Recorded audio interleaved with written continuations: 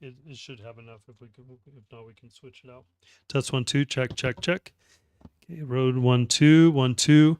Hey, those of you online, can you give me a heads up if you can hear me and if you can see the screen? Rhonda, Bonnie, James. Hey, James, how are you, man? Candy, Mindy, any of you, can you give me a heads or just a thumbs up if you can hear me, or a chat or something, just so I know that you can hear me? You rock, my friend. Thank you. Okay, awesome. That's what I needed. Okay, we're going to start in just a few minutes. And so hang tight. Okay, so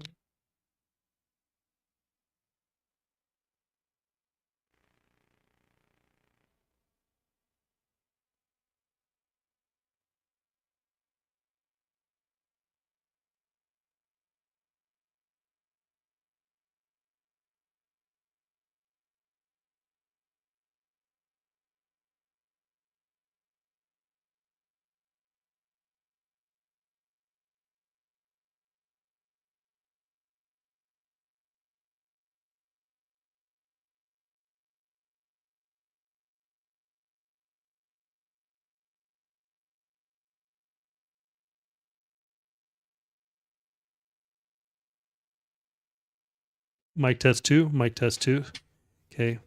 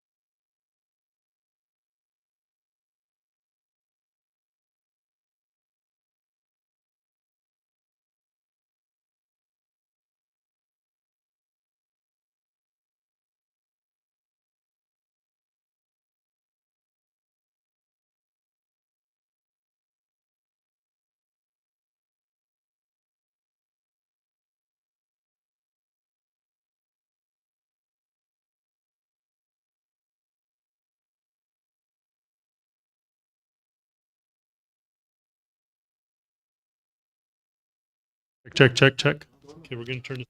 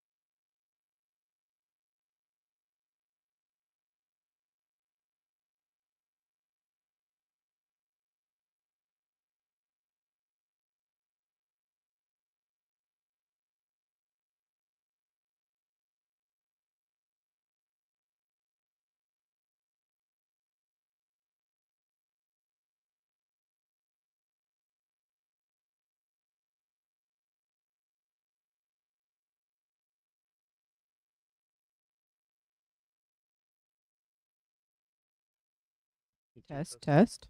Yeah. Hello, everyone. Go ahead and one more time. Hello. Okay. Got it. And then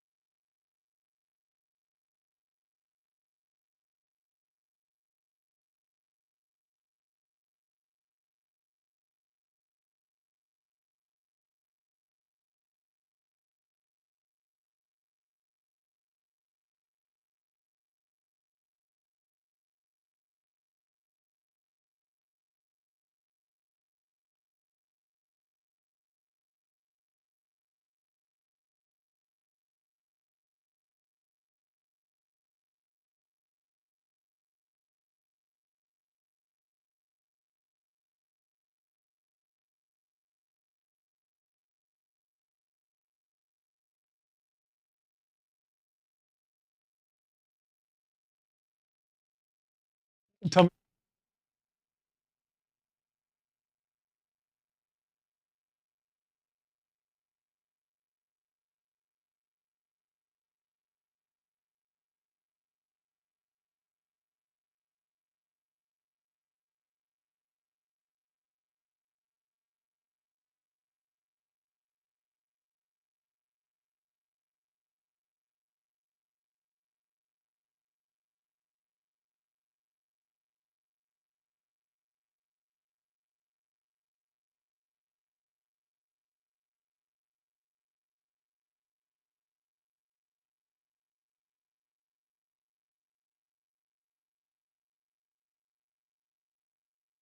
And for those of you who are online, we just need a few minutes. We're getting the PowerPoint and everything set up, and then we'll go ahead and get started. Hey, Beth, can you take down the Rode mic just a tiny bit? It's getting some feedback. It's the thing.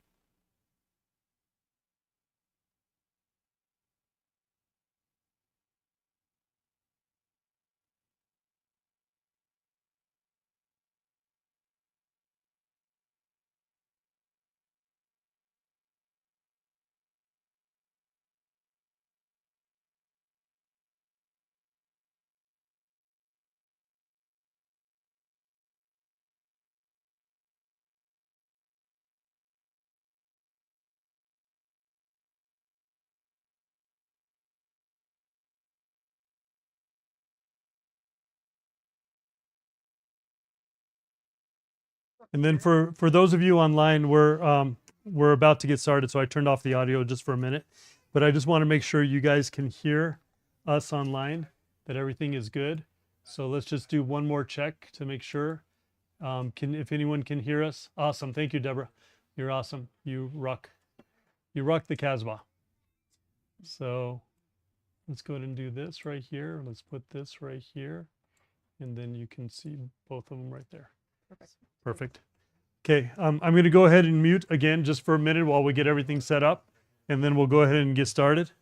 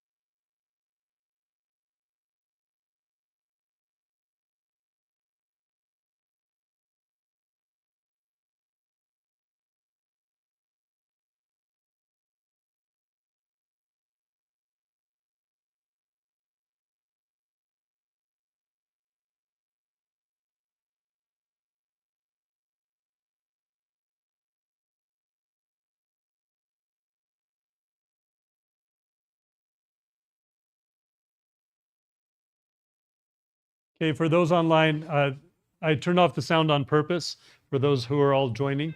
We're just getting things set up. We're running just a few minutes late.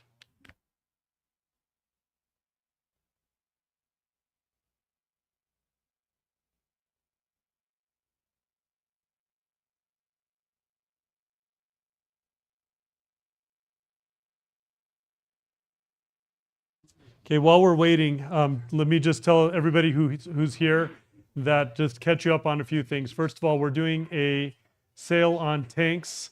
These are the best tanks in the market. We got a new tank called the Quake tank. That's part of the best lineup of tanks that we have. They're just made out of the right plastic, right color, everything. Anybody who needs a tank while we're doing this sale, we have a few left. You're going to get a whole bunch of things for a cheap price. And we're throwing in a barrier on the bottom. Beth, can you lower it just a tiny bit more? I'm getting a feedback still. We're getting, we have the barrier on the bottom. We're giving you the copper silver ionized solution so you don't have to switch out your water for a long time. We have those going on. So as long as we have these tanks here, go ahead and grab one. And we'll be starting in just a bit. Hi, how are you? Good to see you. And so we'll be just starting in a few minutes. Can we have everybody who's on the edges kind of move in for people who show up a little bit late so we can they can move in without having to go past you? Thank you. And then also, if you don't mind turning off your cell phones so we're not interrupted. And then you got the clicker? You got the clicker, perfect, good deal. And then let me go ahead and go off real quick.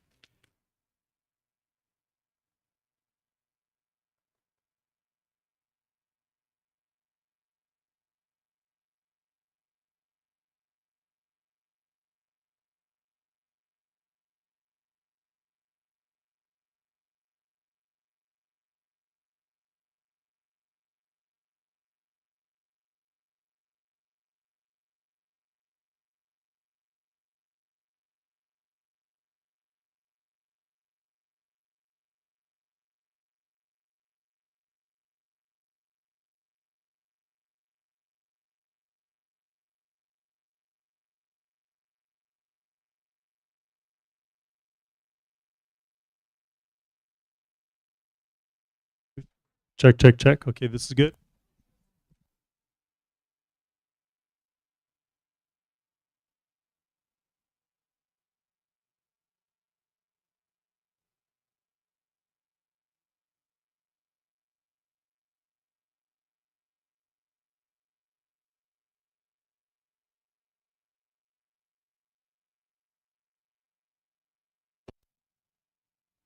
Okay, go ahead and say something.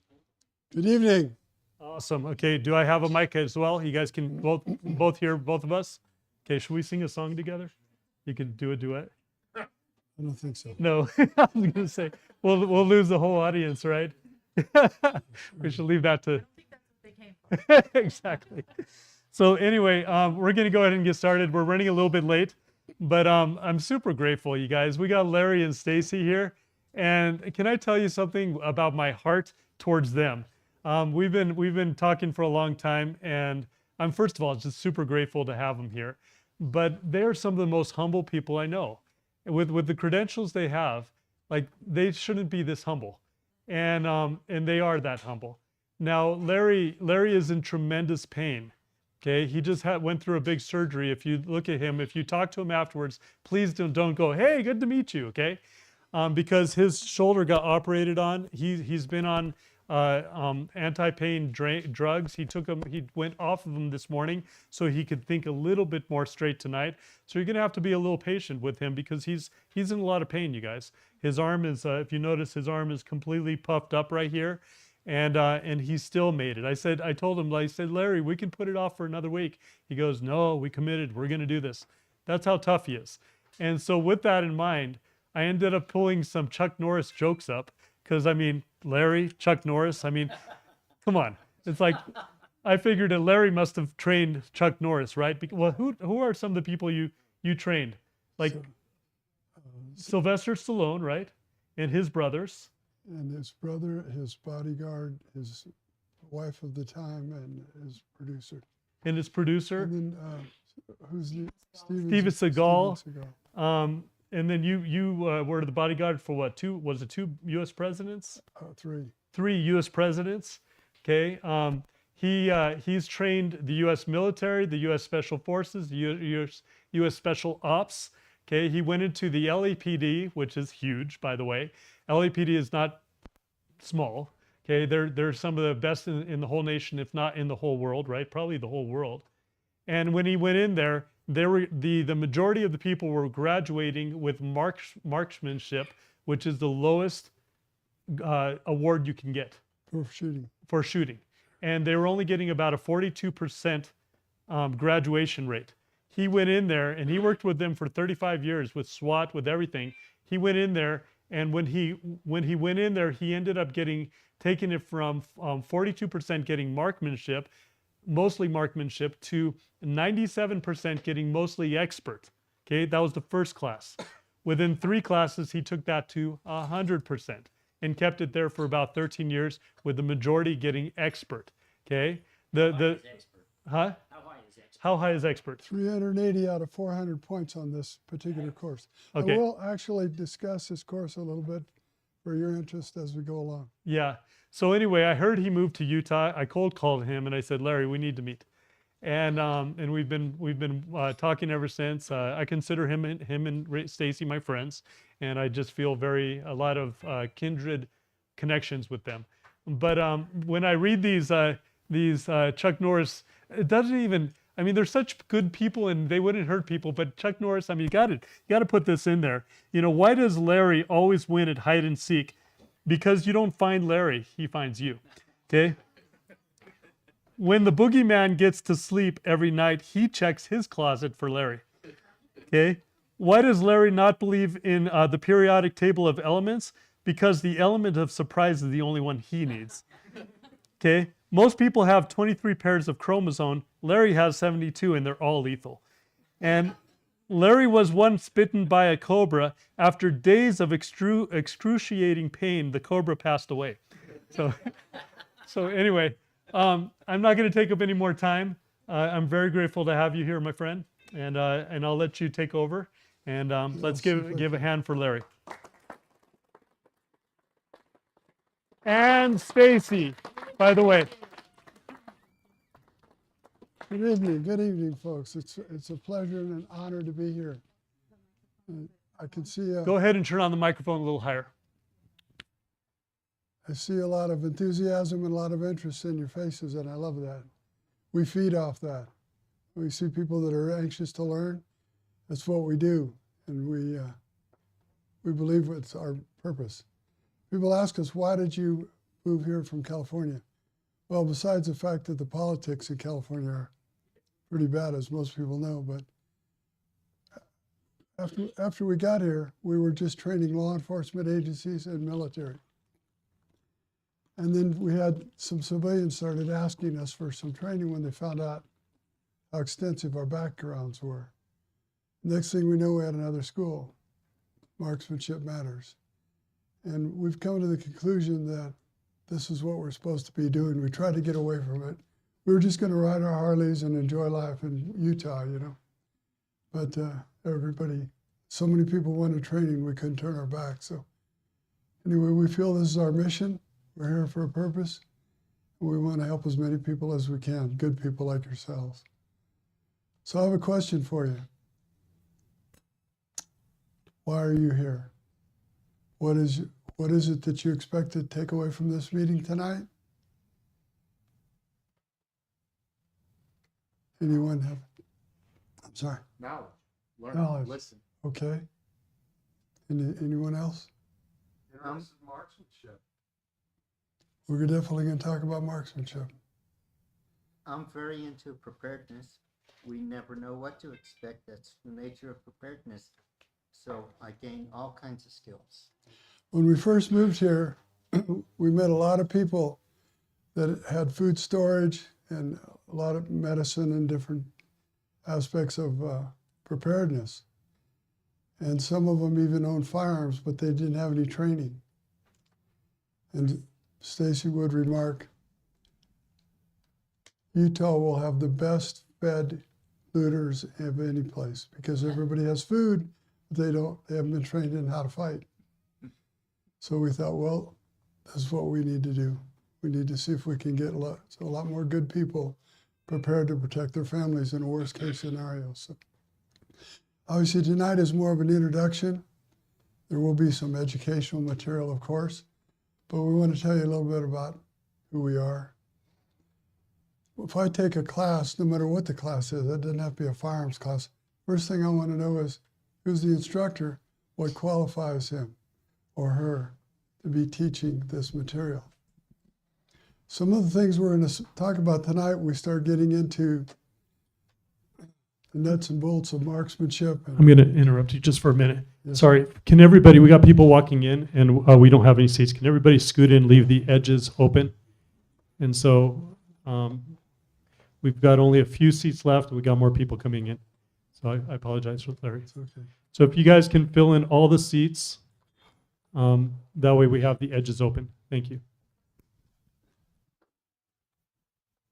So Stacy and I would take a school. We'd have to take refresher schools for our NRA instructor certification, things like that. And we'd always shop around and try to find the best instructor we could. So we have people in our classes here, Eagle Mountain, coming from the East Coast, England. Why would people come all the way from England or the East Coast to train with us? Results, look at the results that we make people aware of the success we have, yes. Anything else? Difficult to get training. That's true. But between here and the East Coast, there's got to be 50 schools. Reputation. Reputation to accomplish what? Your reputation. They've heard about you, they hear you're good, so they would come to your school. Yes. One other thing, a lot of people go out of their way to find an instructor who's actually done something and isn't just regurgitating something that another person who doesn't know anything told them. And so we want you to know exactly who we are, what our background is, and what we've accomplished. So I'm going to see if I can make this thing work.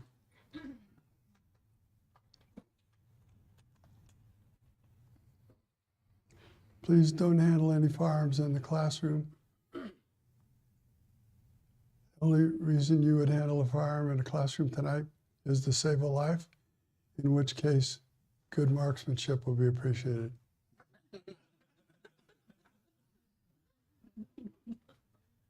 You all know where the restrooms are? Okay. Wouldn't it be funny if a burglar comes in to rob us all? Such things have happened. This is the first day of our 4-day defensive pistol course. I don't have a separate meet and greet, so I'm just going to be pulling things out from this outline. If you need to get up and use the restroom, and I haven't given the class a break for a while, when you get up and go to the restroom, that will remind me that the class needs a break. So you're, of course, free to do so.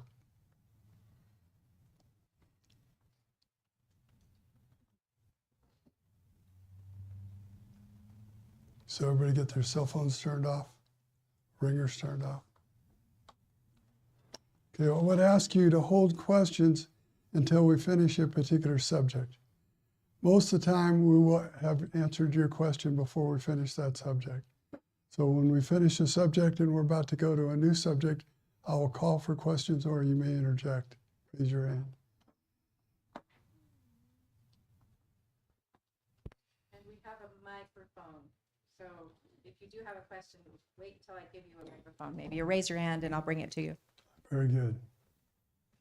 Now, in our classes, we always ask in every class a student to start the class with a prayer. Would anyone here like to do that this evening?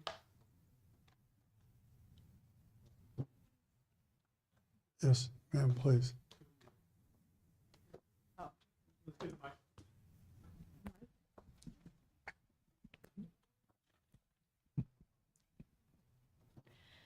Father in heaven, we humbly bow our heads and we thank Thee for this opportunity this evening that we have to hear the words of these two wonderful people that have come to teach and share their experience. We're thankful for the opportunity to be together, and we pray for Thy Spirit to be with us, that we might learn and be able to keep clear minds and remember the importance of this training. We are thankful for the sacrifice of Thy Son, and we ask Thee to be with us now, and we ask it in Jesus' name. Amen. Amen. Thank you very much. Appreciate that.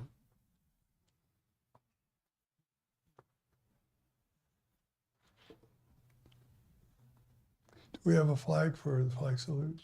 Right here. Would you please stand and face the flag for us?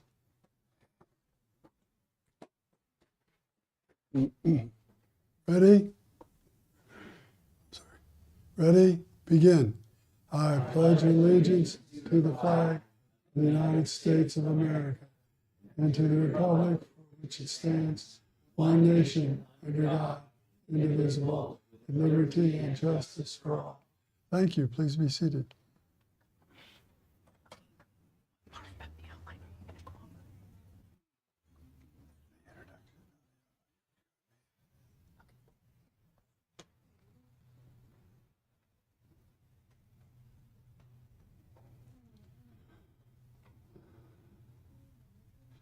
Okay, I want to introduce my wife, Stacy, some detail because, again, she's one of our primary instructors, and we think it's important for you to know who we are and why. We're going to tell you some things tonight that is going to fly in the face of everything you've ever heard about these subjects before. And sometimes it's hard to accept this. Gee, my instructor or whoever I've been working with or my uncle, somebody's been training me, and that's not what he said. So first thing we want to do is say, well, we might have a little more experience and background than your uncle. He might have been eaten by cannibals, you know. Oh, come on, you guys know that, right? Okay. Anyway, So we've been married about 20 years. I met Stacy at LAPD. She was an LAPD officer for 11 years. She worked uniform in 77th Division and Newton Division, two of the toughest, probably the two toughest divisions in Los Angeles, confronting gang members and felons and armed suspects every day.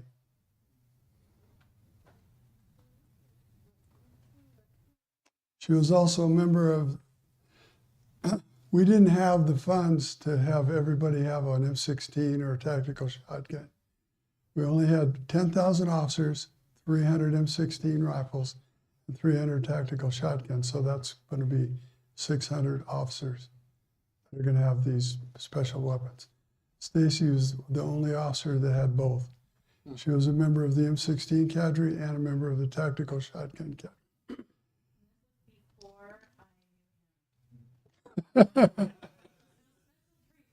Before we actually really knew each other. As a matter of fact, I was the chief instructor for LAPD, responsible for the training of 10,000 officers. And Stacy would show up at these classes, and I didn't know anything about her. But somehow, what happened was I invited her to do some competitive shooting with me because she was very enthusiastic, very good shooter. So we started shooting together. And then over a period of time, we became close friends and eventually started dating, and the rest is history. We have a 10-year-old, Wyatt Cooper Mudgett, and he is the youngest black belt, karate black belt in the state. Stacey and I have trained in martial arts also, and you'll see a lot of things in our class. If you have a martial arts background, you'll see a lot of things we do are carryover from our martial arts training.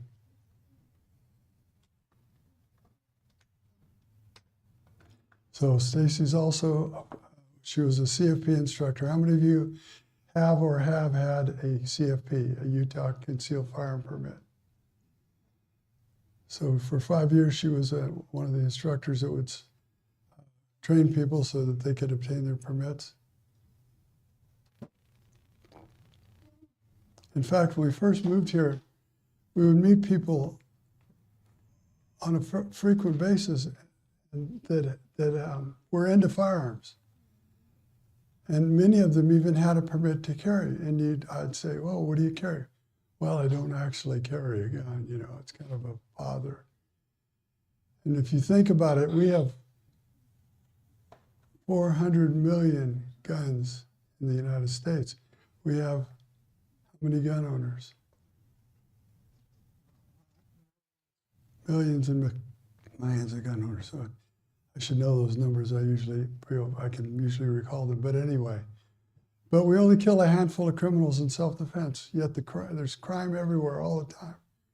Why is it that we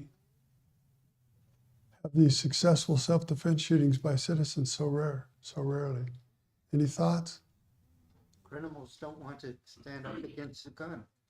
Well, that's definitely a factor in reducing crime for sure. Carrying. It's too much trouble. They don't carry their guns. All these people own guns, and many of them have been trained, but it's a lot of trouble. But it's really not. I've been carrying a gun every day of my life since I was 19. It's not that much trouble. And then a lot of people have this, well, I carry sometimes. As fate would have it, if something bad is going to happen, it's going to be on the sometimes that you're not carrying it. You either carry a gun or you don't carry a gun.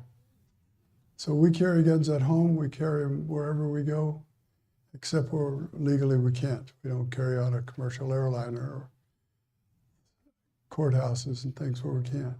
Yes, sir, who had a question?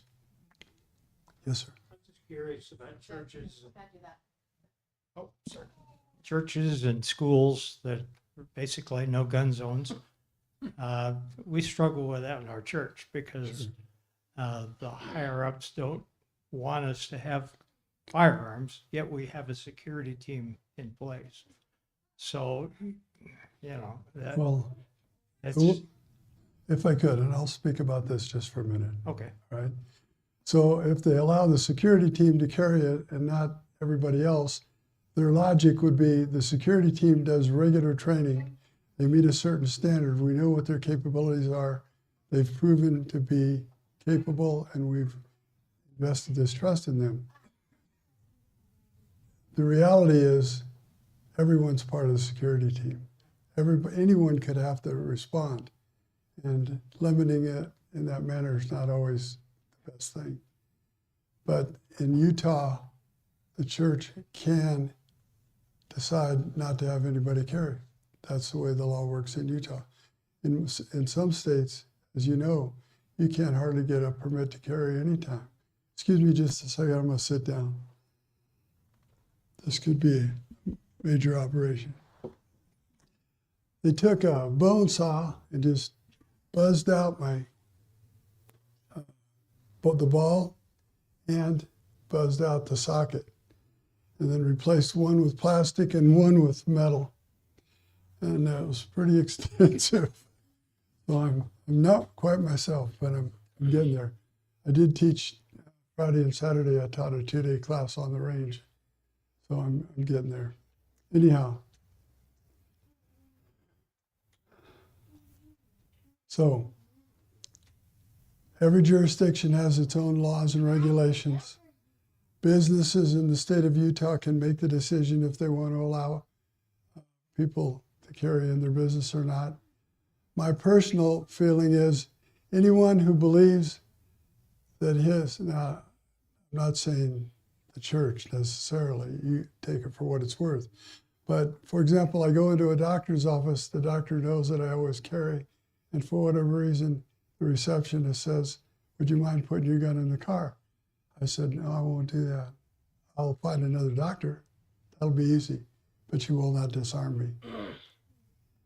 And the way it works in Utah is if the proprietor asks you to leave or secure your firearm off the premise, and you comply, then you're not going to get in trouble with the law.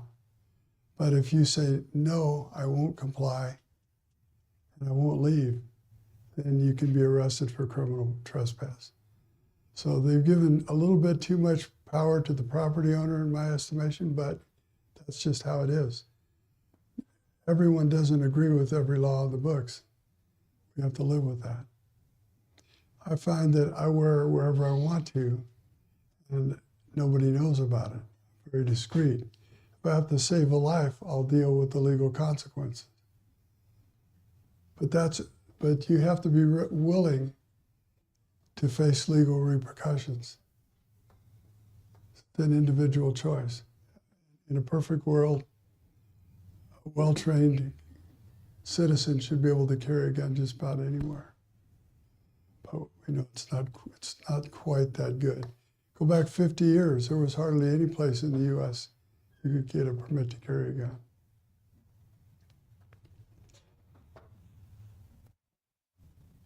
So, Stacy's been teaching with me for 20-something years. Thanks, that helps a lot. You need to update. Yeah, she's been teaching with me for about 20 years. She's the best firearms instructor I know because she has the benefit of all of my skills that I've transferred to her, plus she's a lot smarter. So she's really the best instructor I know. What's that? And prettier. Are you sure about that? So she attended and graduated from the Gunsight Academy. A lot of people in Utah go to Frontsight, Nevada. How many of you heard of Frontsight, Nevada? You could not pay us to go there. Do you know that they, what's the word? Brag, I'm looking for another word. They brag about the fact that they've only had 18 students shot on their ranges. They have the worst safety record in the United States. I wouldn't go there because I'd be afraid the guy next to me would shoot me. Hey, Larry, I'm going to ask you for a little more bragging, if you don't mind. So when you went to the LAPD, how many people were getting shot? How many officers were killing and being killed at the time? Well, I know what you're referring to, so I'll just change that question a little bit. Yeah, go for it. So New York PD boasts that they kill 10 criminals in gun battles for every officer that they lose. The last year that I was a chief instructor at LAPD, we killed 57 criminals and lost no one. That record will never be broken. So from what, so Jeff Cooper is pretty well known. He and Jeff Cooper were friends, what, for 36 years before he passed away? Jeff was my good friend and my mentor for 36 years. He's the father of modern weaponcraft. Yeah, And so I'm gonna he talk is, about that. and his wife, this is probably a personal note, I don't know if I should bring up, but his wife was mentioning that Larry was able to take Jeff's techniques and make them even better. A lot of the front sight stuff, from what I understand, and maybe correct me if I'm wrong, those are some of your and Jeff's old stuff. Like, isn't it? If I Well, remember. actually, what we had was a couple of LAPD guys took a job at Front Sight when they opened, and they were guys that I had trained. Yeah. So they took some pretty good techniques up there and got them going. But there's a lot of problems with the way they run the thing. Yeah, in fact, the owner wanted, when he first opened, he was trying to get me to work for him. So Stacy's graduate of Gunsight Academy in Arizona, not to be confused with Front Sight, Nevada. Gunsight, Arizona is probably the best of the large academies, shooting academies. And it was started by Jeff Cooper. She's a very accomplished competitive shooter, Stacy is. She has 2 top 10, we shot cowboy action competition for many years. And she has 2 top 10 buckles from the World Championship. She's written and published magazine articles on different aspects of firearms training.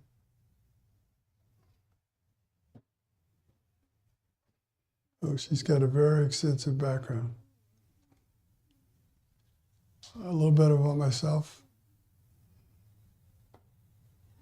I went in the Army, I was 19 years old. I was infantry. I went from civilian to sergeant in 14 months. I ran a rifle squad in combat for a year. I was in this 1st Cavalry Division, arguably the best unit we put out in Vietnam. Infantry light weapons was a rather hazardous job. You know, everyone probably realizes that being a helicopter crewman in the Vietnam War was dangerous.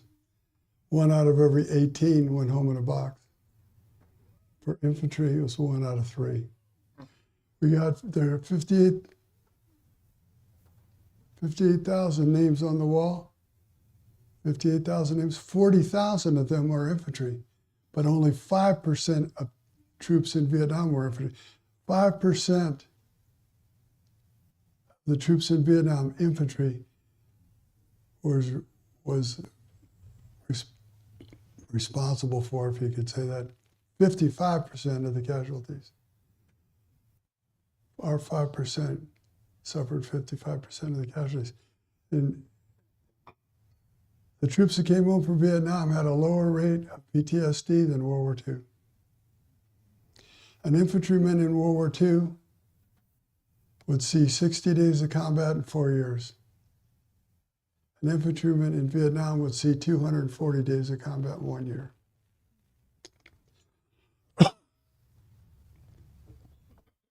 So, you know, people say thank you for your service, and I always say it was my honor to serve our country. But I always tell them how much myself and others like me appreciate their support. It's really important. So when I came back from Vietnam, I just had a few months left to do in the Army, and then I joined LAPD. I was an officer for 35 years, 14 years on LA SWAT. LA SWAT was one of the first, actually in the continental United States, it was the first SWAT team. And we had some really good people, did a lot of really good work.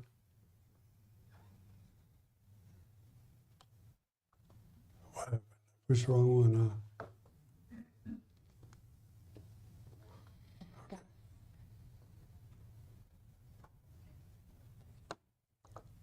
So I was LAPD from 69 to 2004, retired in 2004, and then we moved here in 06. 06. Come on. So I was 14 years on the SWAT team.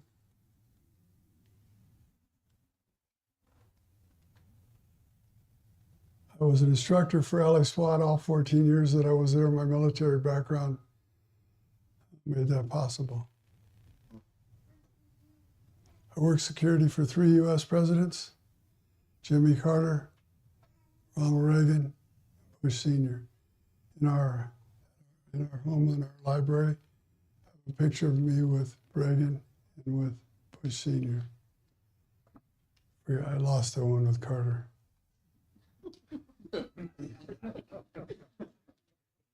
Good person. Yeah, he is. He's one of the most incredible human beings. Uh, Maybe it didn't work, but Yeah, incredible person. no doubt in my mind. Yeah.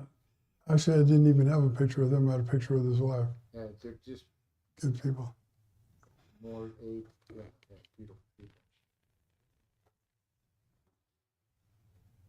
Okay, after my time was up in SWAT, I was the chief instructor at the police academy for firearms and tactics. I was not the chief instructor for tactics. I was an instructor for tactics, chief instructor for firearms. I wrote the training manual. And that training manual that I wrote for LAPD has been picked up by the Marine Corps for their reconnaissance units that are in the hostage rescue business. I'll talk about that just a little bit.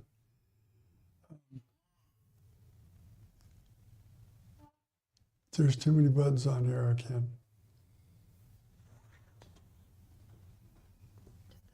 These two right here? Oh, I see. Now just going to quit on me. Okay, I am a Marine Corps Range Officer. Wait a minute, I thought you were in the Army. I was in the Army. But what happened was the Navy had the SEALs, Army had the Delta, and the Marine Corps had nothing. And the Commandant of the Marine Corps decided he wanted a special ops team like the SEALs. And he wanted to get that, build it out of recon battalion. So he got a hold of this old Marine Corps colonel named Odell, who had a lot of special operations experience, and he said, I want you to go check all the special ops teams and decide who should train the Marines.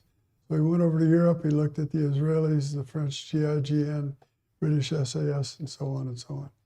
He looked at all the SWAT teams, the FBI hostage rescue team, Navy SEALs, everybody in the business. Went back to the commandant and he said, LAPD SWAT does their training more in line with the way the Marine Corps does it than anybody else. So the commandant of the Marine Corps calls Chief Daryl Gates and says, I want your SWAT instructor cadre for about 6-7 months. And Daryl Gates said, well, that's interesting because I always wanted to ride on an F-4 Phantom jet. So he got his ride. He got a ride in the F-4. I spent 7 months living at the Del Mar BOQ, training reconnaissance Marines and hostage rescue, creating the first hostage rescue unit in the Marine Corps. Excuse me.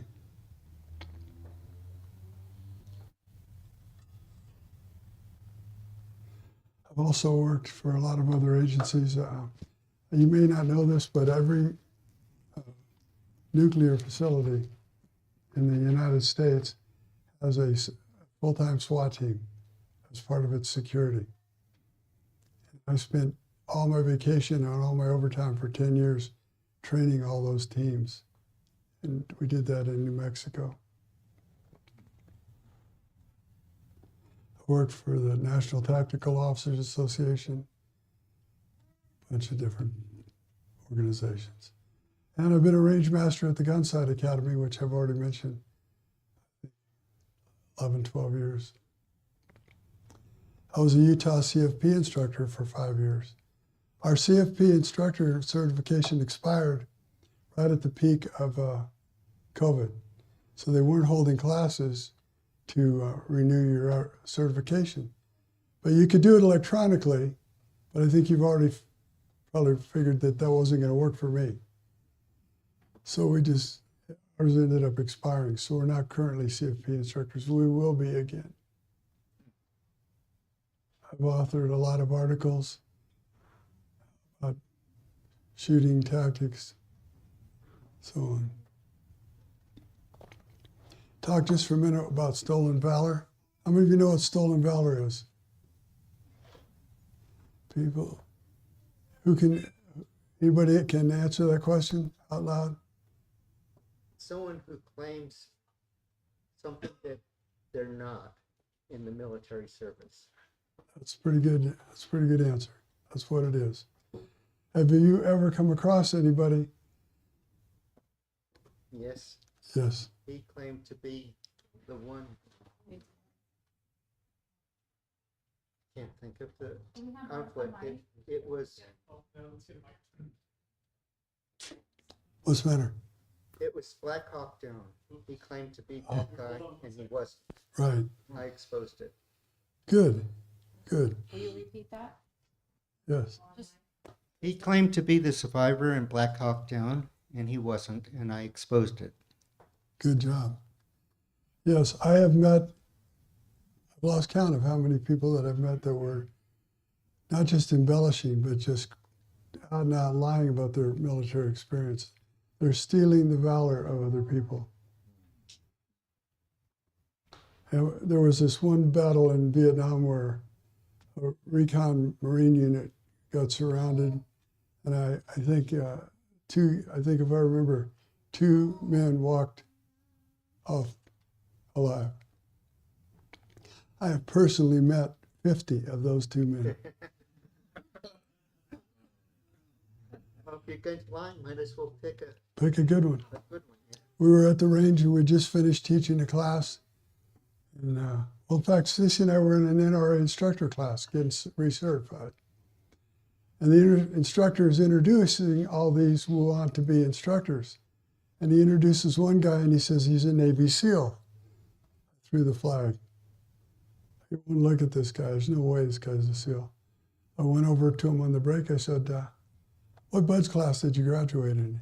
Huh? BUDS class. What was your class number? Huh? Basic Underwater Demolition School. What class number? Oh, it's been so long I don't remember. I'd be like if I asked you what your mother's name was and you said, I don't remember. Ridiculous. Another day we're on the range. We just finished a class. A couple of guys walk up. They're all in military garb, fatigues and whatever. One of them has a trident.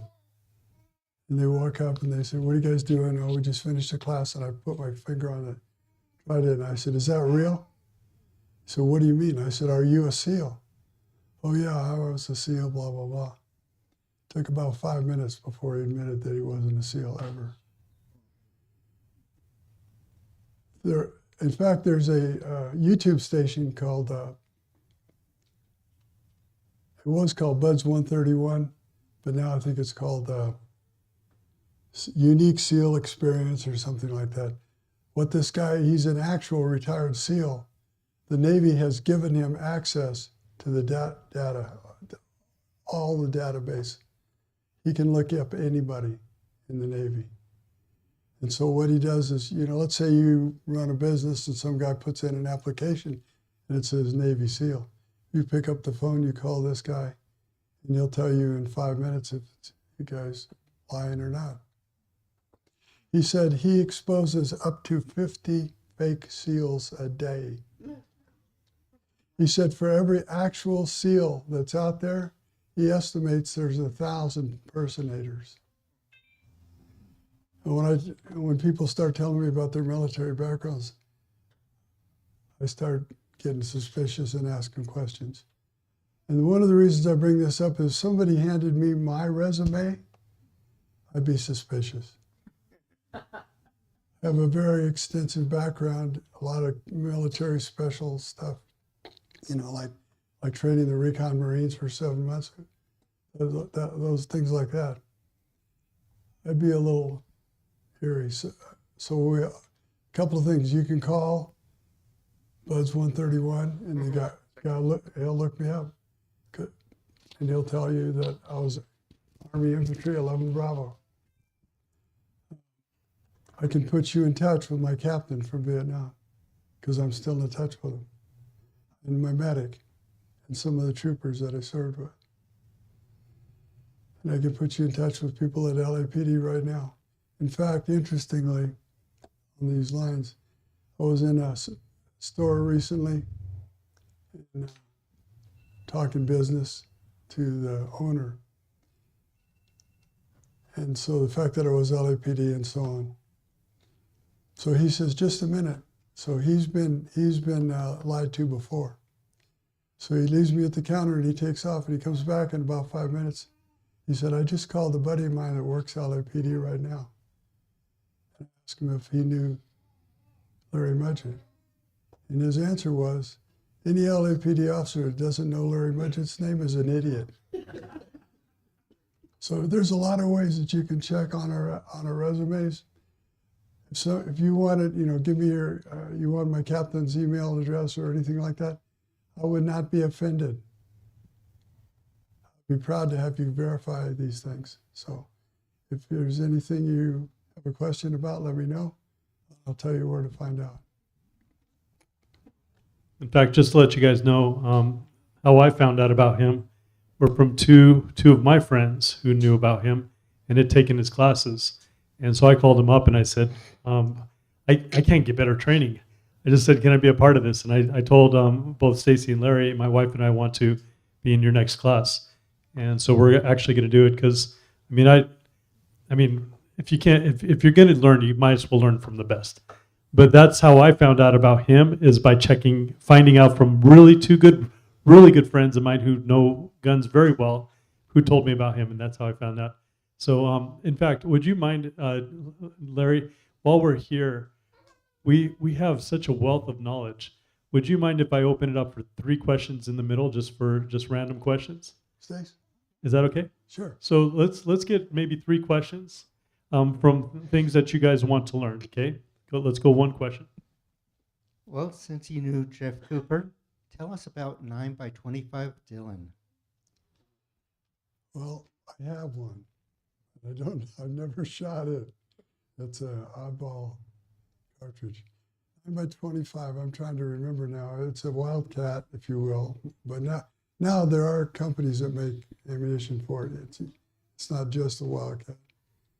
It's, if you're familiar with the 357 SIG, it's kind of like that. It's a bottleneck case loaded to very high pressure. It's sort of gives you Magnum revolver power in a semi-automatic pistol.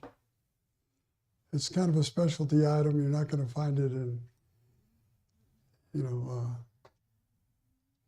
what would be, say you go into a gun shop in Anchorage, Alaska, good chance they might not have it. But what is it you want to know? It has advantages. Let's keep this short. Okay? In its time, it became the choice among the top world champions for competitive shooting because it made major power factor and had advantages. But they redefined major power factor down, so it was no longer needed, but it still exists, and it has advantages for certain applications. So it's used today by a select few. Yes. By the way, I'm going to talk tonight a little bit about the differences between competitive shooters and combat shooters. And a lot of the equipment that's used by competitive shooters isn't very practical in the real world. So we'll try to touch on that. That's one of the reasons why when he and I were talking on the phone, I was like, wow, he is completely practical. Like the type of equipment, I was asking him, what would you use? He was giving me very practical stuff it's just reliable stuff. And I was like, oh my goodness, this is amazing. Let's go 2 more. Okay, good. Do you have a best beginner reliable handgun for example, my mom, if I wanted to help her get one for self-defense? Yes, I didn't hear every word you said. You want a recommendation for a new shooter on a handgun? Okay. The bottom line is physical capabilities and how much training time do you see expended.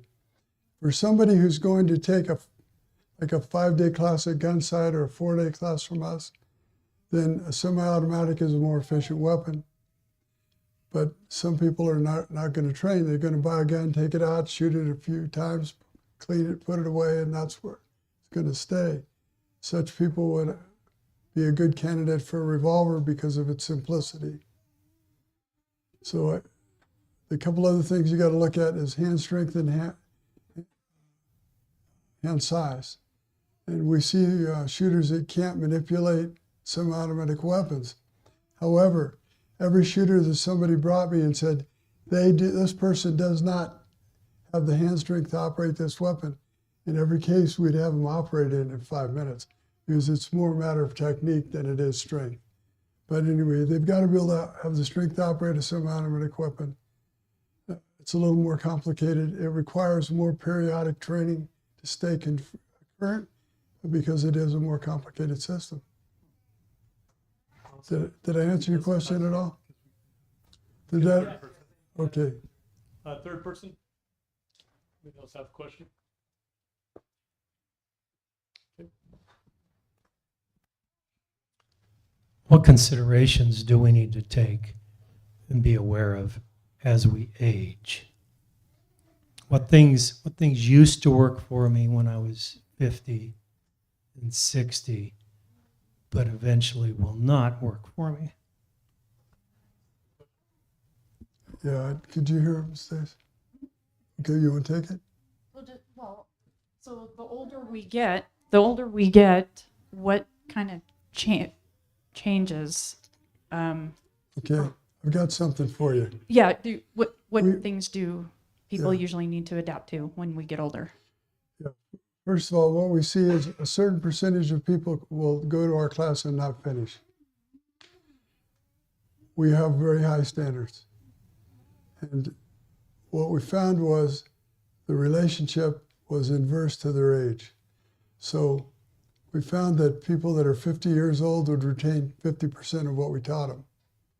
75 years old would retain about 25% of what we taught them, and so on. So there is a place where when you reach a certain age, just assuming you're average, some people are much sharper at an older age and some are much less. So assuming you're average, you're going to reach a certain point where the complexities of the system becomes a factor. Well, that's if you're learning it brand new. If you already have training, but you want to expand upon your training, you just need more repetition. A lot of times that ends up being the case. If you're like over 60, we start seeing a lot of times we'll have people come back to the same class and take it over again, and just a lot more practice and repetition, but you can absolutely do it. It's not like you just can't learn anymore when we get older. Just takes more reps. And one thing also is I'm smart enough to know how dumb I am. Does that make sense? And so what's happened is like when he and I were talking, I've been trained a lot. I went to Frontside over and over and over and got trained by all these people I thought were amazing. And talking to him, I went through this humility of, wow, I'm ready to throw away everything I've learned to start all over again. Does that make sense? Because I want to learn, as if I'm a child, and just go, okay, just teach me as if I'm just learning from the beginning, even though I have experience. Does that make sense? And if you ever end up, being trained by him or anything like that, you got to go in there with that type of mentality. I got that, taught that by my mentors who are 100 millionaires, billionaires, stuff like that. They said you always have to get to a point where if you're mentored by someone, you back off and quit trying to show off. Okay? Quit trying to show how much you know. and let them show you how much they know, and guarantee you'll learn a ton more. And that's how you have to go into these type of learnings. A good example of that. I was contracted. We don't do much on the road anymore. We like to stay near home and train our neighbors. But the chief instructor for the state of South Dakota had been reading my stuff for a long time and decided he wanted to get trained by me. Came out here, went through our basic 4-day pistol, went through our instructor course and some other advanced courses. And he tried to take all this back to his department, but he thought it would be better if I came back and helped him do that, because no one knows these techniques better than I do, because I've made most of them up. So I said, oh, we don't do that anymore. We don't travel anymore. Well, he offered me an embarrassing amount of money. And so I said, okay. So we went back and I put on this class.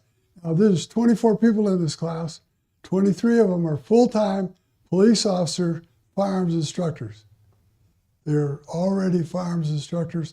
He just wants to convert them to our systems. And one of them was his secretary, who was in law enforcement, little bitty gal, and she made up the 424th person in the class. On the third day of class, we came in for roll call, and I said, prepare to be pissed off. I said, I've now taught this class 65 times, and you are on track to be the worst class I've ever had. And these are all in-service cops with a lot of time on the job, already working as instructors. They did not take that well, as you might imagine. I said, you're having too many bad trigger presses. You're not doing what I'm telling you. Your grip's not right. But the problem is, they didn't want to change anything. You follow that? So, but by the way, one shooter in that class beat everyone else, the secretary. She had the top score and beat everybody in the class, which made it even more humiliating for the rest of them. Why? She didn't have a male ego and she didn't have a cop's ego. She was just there to learn. And why? Because she did everything I told her to do. When these guys were resisting me all the time, wanting to revert back to the way they did things before. And a lot of times we'll get people, not a lot, once in a while we'll get someone in our class and they say, well, I don't like to shoot that way, I shoot this way. I'll say, we'll give you a check and you can go home and practice what you've always done as much as you want. Why would you pay me to come here and practice what you already did, which wasn't very effective? So that is just like this gentleman was talking about over here a little bit. You've got to have an open mind. And that's why I said, I'm going to tell you some things you're going to go, what? I'll just give you an example. All aiming errors are a misalignment of what? Sights. Grip. Specifically. That's the answer I expected to get, but it's wrong. And what they said is, for those online, they said it's a misalignment of front sight, and that's the normal answer. That's where all my training would say the exact same thing. The instructor's standing behind you yelling, front side, front side, front side. Most aiming errors are misalignment of the rear side. The dumbest recruit I ever had tries really, really hard to put that front side on the target. See, and that's contrary to everything you've been told.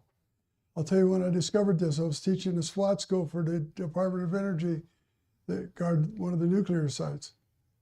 And some of these final exams, we're doing shooting on the move, primary weapon MP5 on full auto, 1911 backup gun. And you're shooting on a pathway parallel to the other shooter. And you're engaging and knocking down targets with your MP5 until it goes empty. When it goes empty, you drop it on the sling, draw your 1911, and you've got a 10-yard head plate. And it's pitch dark. This is all done with flashlight. So we get up on the last target. This kid's been shooting really well.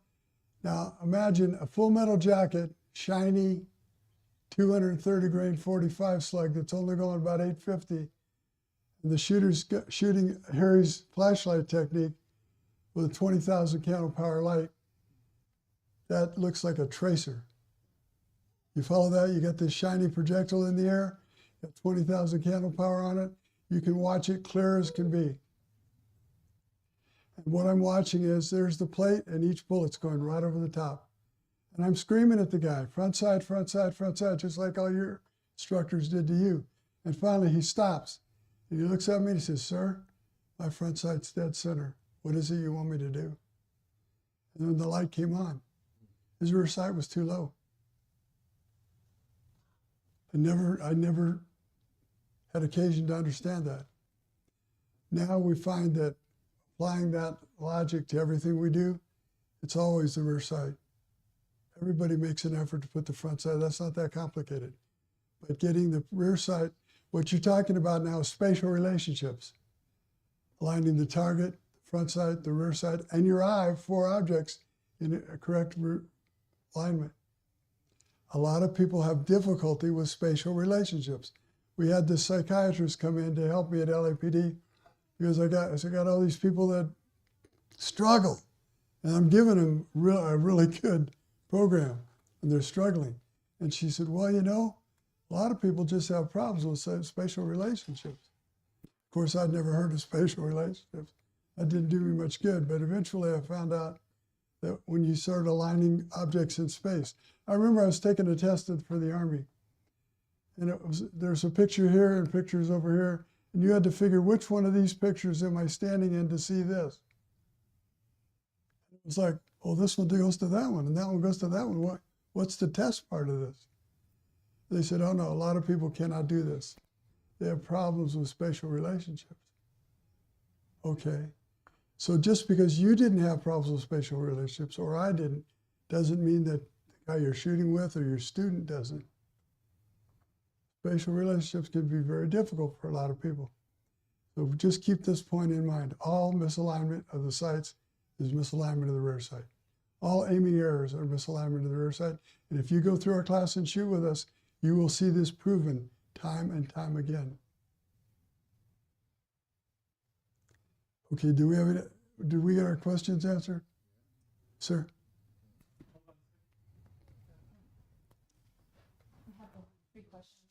Yeah, I think we already got through 3, so keep it real short. In the West, in the frontier days, Yes, sir. people would shoot single-handed, Yes, and they sir. were very accurate generally. Today, most people shoot with 2 hands on the firearm.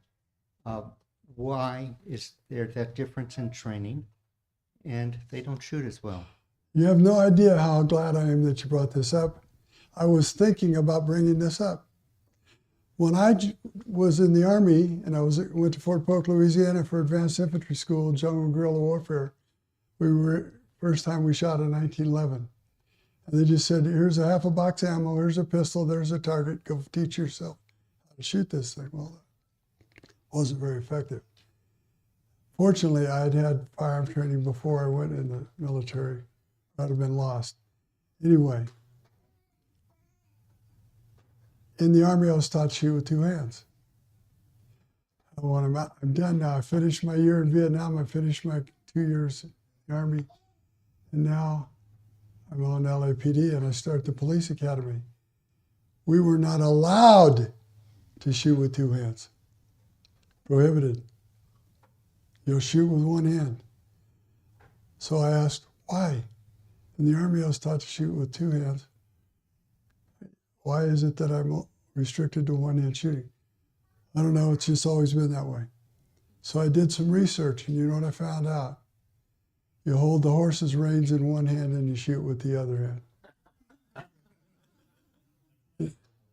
That was it. Nobody knew why. It was so, they forgot why, but you couldn't change it. So we tried to get it changed, and then we ran into the shooting instructors didn't want to change it because at that time there were only 50 distinguished experts on the whole department. And they knew that those were the shooting instructors. If we went to 2-hand shooting, there'd be 150. And their empire would be encroached upon. They didn't want people shooting better. if you can believe that. So eventually we got that changed.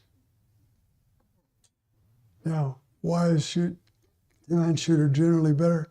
It's more stable, that's all. You got more ways to stabilize the gun. We use isometric tension.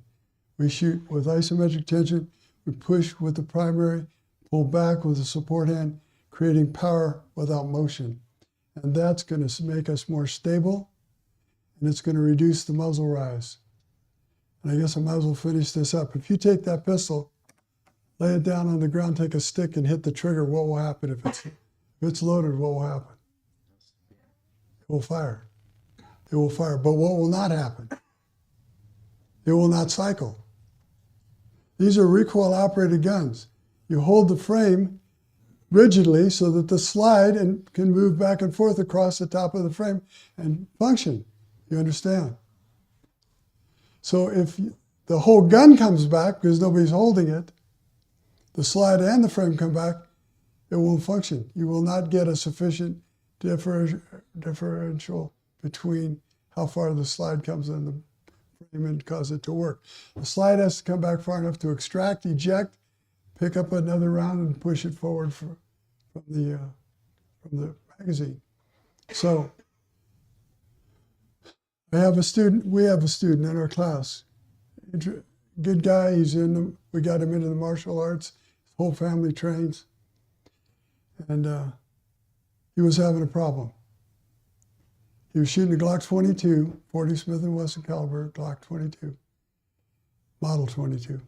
And he'd fire a couple shots, the gun would malfunction. And he'd fire a shot, the gun would malfunction. We have to stop, clear the malfunction. I said, you're not maintaining your isometric tension. You're not keeping your push-pull working. The whole gun's coming back.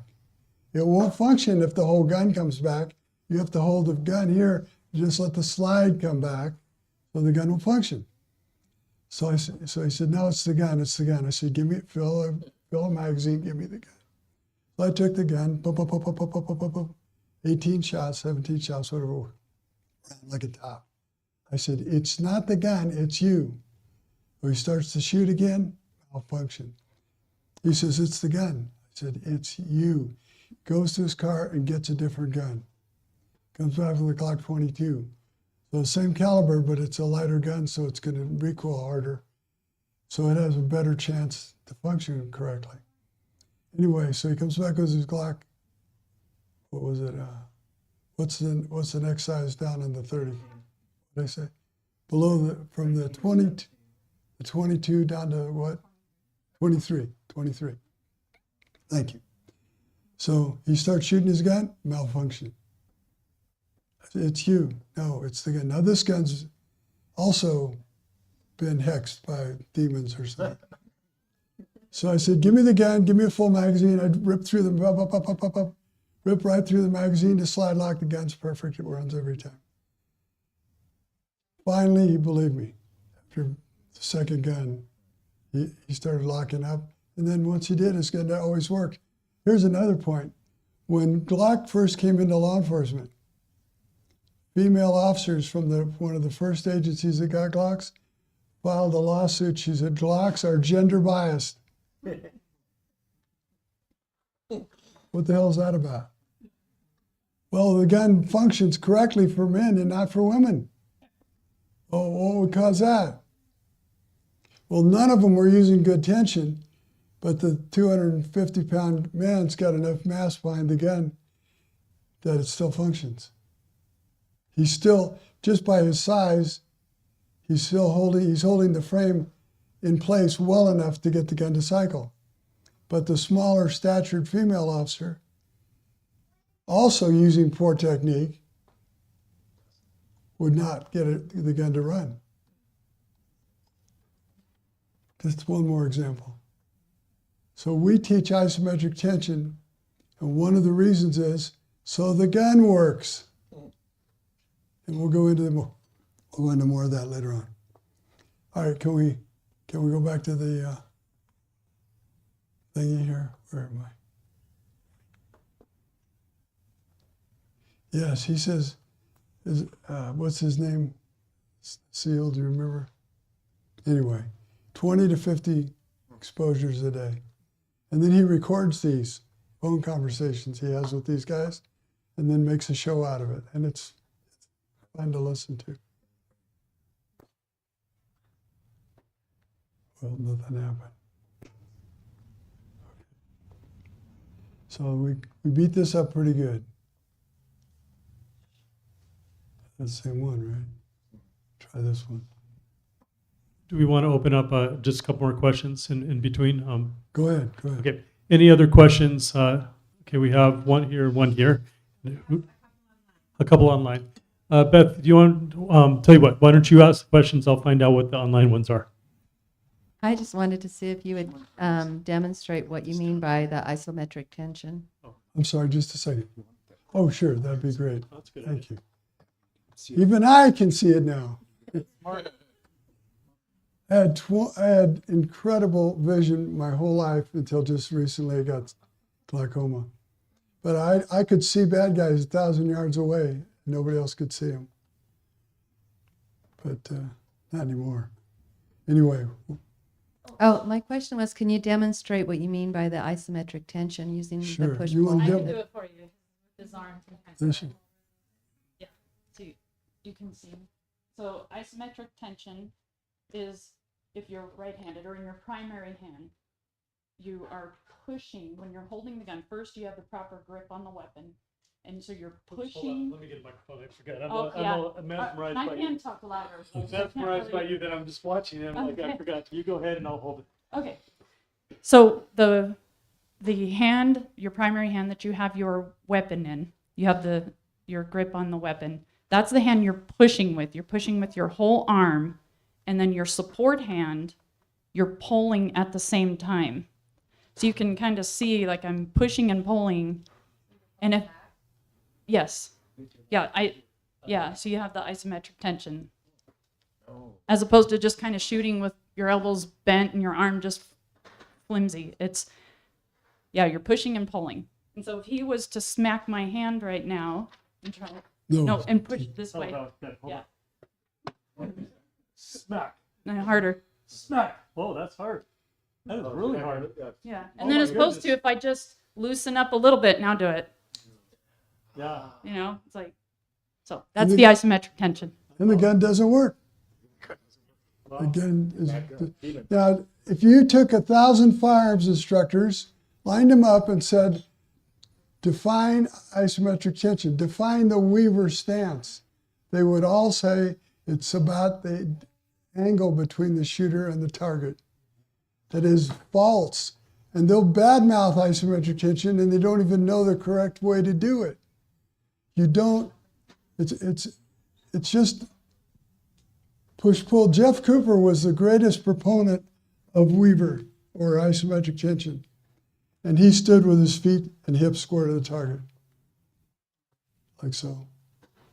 But what we do is we teach you to stand at about a 45-degree angle for a variety of reasons. Anytime you're faced with a potential threat, you should be in some kind of a guard position. So by blading yourself a little bit, you might be able to prevent yourself from getting kicked in the groin or something like that. So you want to be consistent. So by using the isometric tension in the Weaver stance with a little bit of angle, then that means it's going to be consistent the way we address our target, whether we're going to fight with our hands, our pistol, shotgun, rifle. When you shoot the rifle, you don't stand this way, do you? You blade yourself a little bit. The stance, the Weaver stance, the isometric tension is not defined by blading. It's just an aspect. What defines Weaver is push and pull. And here again, we get into another thing. We did some testing on weapon retention. And we found that if you have the grip that we're going to show you, isometric tension in your stance, it's harder to take your gun away from you.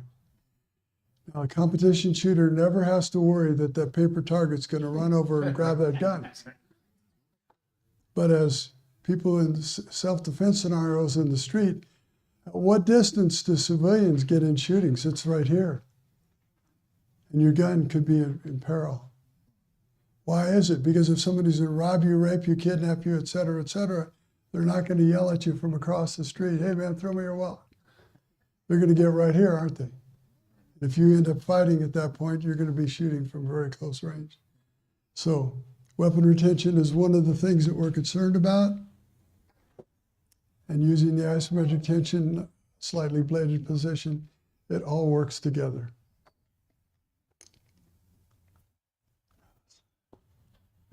Are we good with the next question? Questions? Okay. Yeah, you mentioned your eyes. I've started wearing readers and like to shoot handguns with open sights. I have to wear my reading glasses to see the sights, and then I can't see the target. Have you figured out anything? Absolutely. I got your problem. Don't worry. I got the same thing. You know, that way better than 20/20 vision I had when I was a soldier, that's long gone. Yeah. You know, like I said, I've got, what have I got? Glaucoma and double vision. Double vision and glaucoma. It's great. Especially driving at night. It's a real experience. No, I don't drive at night. I'm just kidding. Just drive between the two cars. So, your question was on eyes. All right, Yeah. here's the deal. Just how to shoot with Yeah. 70-year-old eyes. In order to shoot well, you need to have clear sights. I might as well explain this because it's going to come up eventually. We have sight picture and sight alignment, two different things. Sight alignment is the relationship between our eye, our rear sight, our front sight. That's all. Sight picture is the relationship between our eye, rear sight, front sight, and target. 4 items. Which one's harder to achieve? Sight picture. It would seem. Logic tells us it's going to be more difficult. But the hard part of sight picture is the alignment. Follow that? The hard part is not the target. Hard part is front sight, rear sight, eye. Now, if there's a misalignment between the front sight, the rear sight, and the eye, that misalignment will be multiplied times the number of sight radiuses to the target. Raise your hand if you understood what I just said. Okay? So let's say, for example, I'm shooting a pistol with 6 inches from my front sight to my rear sight, and I have a target at 12 yards. How many sight radiuses are there between me and that target? 36. Huh? Depends on the gun, but 100. I just said 6 inches. Your sight radius on the gun is 6 inches. How many sight radiuses is there going to be in 12 yards? Well, 12 yards is how many feet? 36 times 2, 72. 36 feet. I agree. 72. 72 sight radiuses. Sight radiuses. So, yeah, so I was looking to get there, but you got it. So at 12 yards, if I was to take my sights and draw 6 inches on the ground to 6 inches and 6 inches, the distance between my front and rear sight, when I get to the target, how many times would I have drawn a picture? Drawn that? 72, right? But what? So if it's 36 feet, if it's 12 yards, it's 36 feet, right? And 36 feet divided by 2, half a foot, or times 2 for half a foot each, right? 36 times 2 is going to be 72, right? So I'm going to have a 72 sight radius. So if I misalign my sights by 1/10 of an inch, that's going to be multiplied at the target by 72 times. So how much am I going to be off? 7.2. I'm going to be 7.2 inches off, and I'm only at 12 yards. You see? That's why sight alignment is so critical. If you don't have a good relationship between the front sight, rear sight, and the eye, any misalignment is going to be multiplied times sight radiuses to the target. It's going to be exaggerated tremendously. Whereas if you have good alignment, but your sight picture is a little bit off, maybe the left side of the bullseye. You follow? A little bit of misalignment in sight picture, you might still be in the bullseye. And we're going to show you in class, we show you dozens of pictures of sight alignment and sight picture where you understand this very thoroughly. So, sight alignment, sight picture. How do we determine if someone's aiming correctly? I'm going to throw another one out here for you that you've probably never seen. I invented from here on, I invented it all. So we take our shooter. Most schools, they'll give you the shooter the gun, the ammunition, and they'll say, I'll describe to you how to shoot, then you shoot, and I'll try to figure out why that didn't work. That's how shooting training is done. We don't do anything like that. First thing we actually do is we spend an entire day manipulating the gun with dummy rounds. You learn how to draw, holster, tactical reloads, in battery speed load, out of battery speed load, clear malfunctions, type 1, 2, 3, and 4. You know how to run the gun in a fight and how to manipulate it and how to operate it. Before you ever see a cartridge, it's all dummy rounds. And people say, what is it I could possibly be doing for a whole day? This is, day 2 is where we lose people. They have to start over because they couldn't get it done in a day. It's a lot to learn. A lot of times in our classes, people will say, why do I always feel like I'm trying to get a drink of water out of a fire hose? Information is just coming at you constantly. So, where the hell was I? Oh, come on. Before that. Sight picture and sight Sight. How do you see it if you have glaucoma? How do you aim at your? Yes. So back to his thing. He's got reading glasses. That works. So what I was getting to is we spend a day in classroom. We spend a day learning how to manipulate the gun correctly in a fight. And then we start to shoot. And guess what the first thing we do is? I shoot every gun in class. And then you will write on your little pocket notebook where the gun shoots when it's fired perfectly. You think I'm kidding? So I will shoot the gun. You'll write down 3 inches, 9 o'clock, 2 inches, 12 o'clock, wherever the gun shoots. Now we know where the gun shoots mechanically, if it's aimed and shot correctly. Okay, that's mildly interesting. But when I do that, I have shooting glasses. I go to my optometrist and say, I have these glasses right here. I want them to focus right there where my front sight is. And they'll do it. It's no big thing. Now those are going to be your shooting glasses. But a couple times I forgot my shooting glasses. So what did I do? Shoot with my reading glasses. Because at least the sights will be clear. Because if the sights are not clear, you can have slight misalignments between the sights that you don't perceive. And what happens if there's a misalignment in the alignment, sight alignment? Multiply times 72. Remember? So if we have a good clear front and rear sight and we get a good relationship between front sight, rear sight, and eye, I'm not going to be far off. Follow? So as far as not being able to see so well and having to use glasses, go to your optometrist and have him make you some shooting glasses. It's not that difficult. In the meantime, you can shoot with your readers. The problem is seeing things at any distance is difficult. So that's not an ideal solution, but I've shot a whole class with reading glasses and it worked out fine several times. Larry, I'm gonna bring up. You told me a story that was pretty sad, but also it's the reality of gun training. The thing is, it's better to. I have family and friends who say, "Oh, I'm just not into guns." And I go, "But there are people that are, and they're usually bad. And if you have a good person and a bad person, who's going to win? Both of them have guns. Good person, bad person. Bad person typically wins."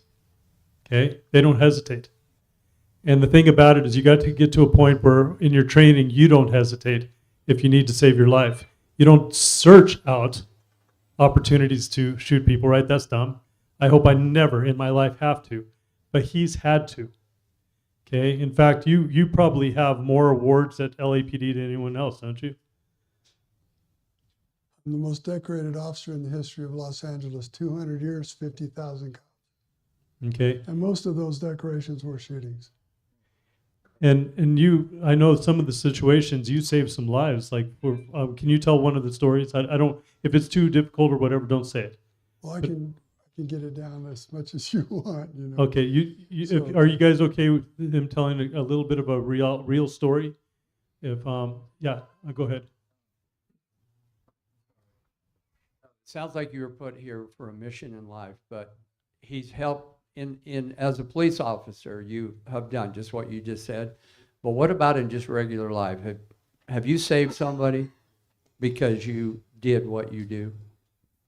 Well, in Vietnam, no man left behind. You know, I definitely ran through a lot of gunfire to help other people, and I'll give you a couple examples in law enforcement. In one case, a fellow officer was shot, seriously wounded. 5 officers were already there. Can I get some water, please? This one, when I arrived. And I ran up and I said, who got shot? And they said, Nick. And I said, where is he? They point at him, laying in the kill zone. Well, my military experience wouldn't abide that. I said, what the F? Cover me. I ran to him and I said, I figured someone else would follow me and help me. No. So I needed help, and it was just me and him. So I knew that I was going to need his help. So I told him if he could get his feet on the ground, I'd get him out of there. So he got his feet on the ground, and he was in a kind of a crouch position. So I got down on my knees, pulled him over my shoulder, and stood up, and just walked off, fully expecting to be shot.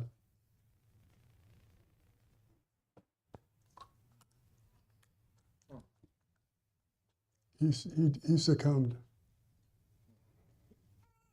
One of the shots was in his heart. Never had a chance. Another one, we had a hostage taker. And he has 2 hostages, one on each side of him. They're all tied together because they're real tight, so we make it hard for us to shoot them. And they got in the car. We had electric ignition kill device, radio control. So for the car we put out there. So once they got in the car, we hit the button, shut off the engine. They just thought the driver stalled it. They were trying to get it started. My partner and I just ran up to the car and deanimated him. So I shot him right over this side here and came out over here with a 45. One of the hostages kept yelling, make sure he's dead, make sure he's dead. So we did. She was a good witness, the kind of witness you want if you shoot somebody. So I've been in a lot of situations that I didn't get to or have to shoot but to save lives. And I could spend an hour just talking about those.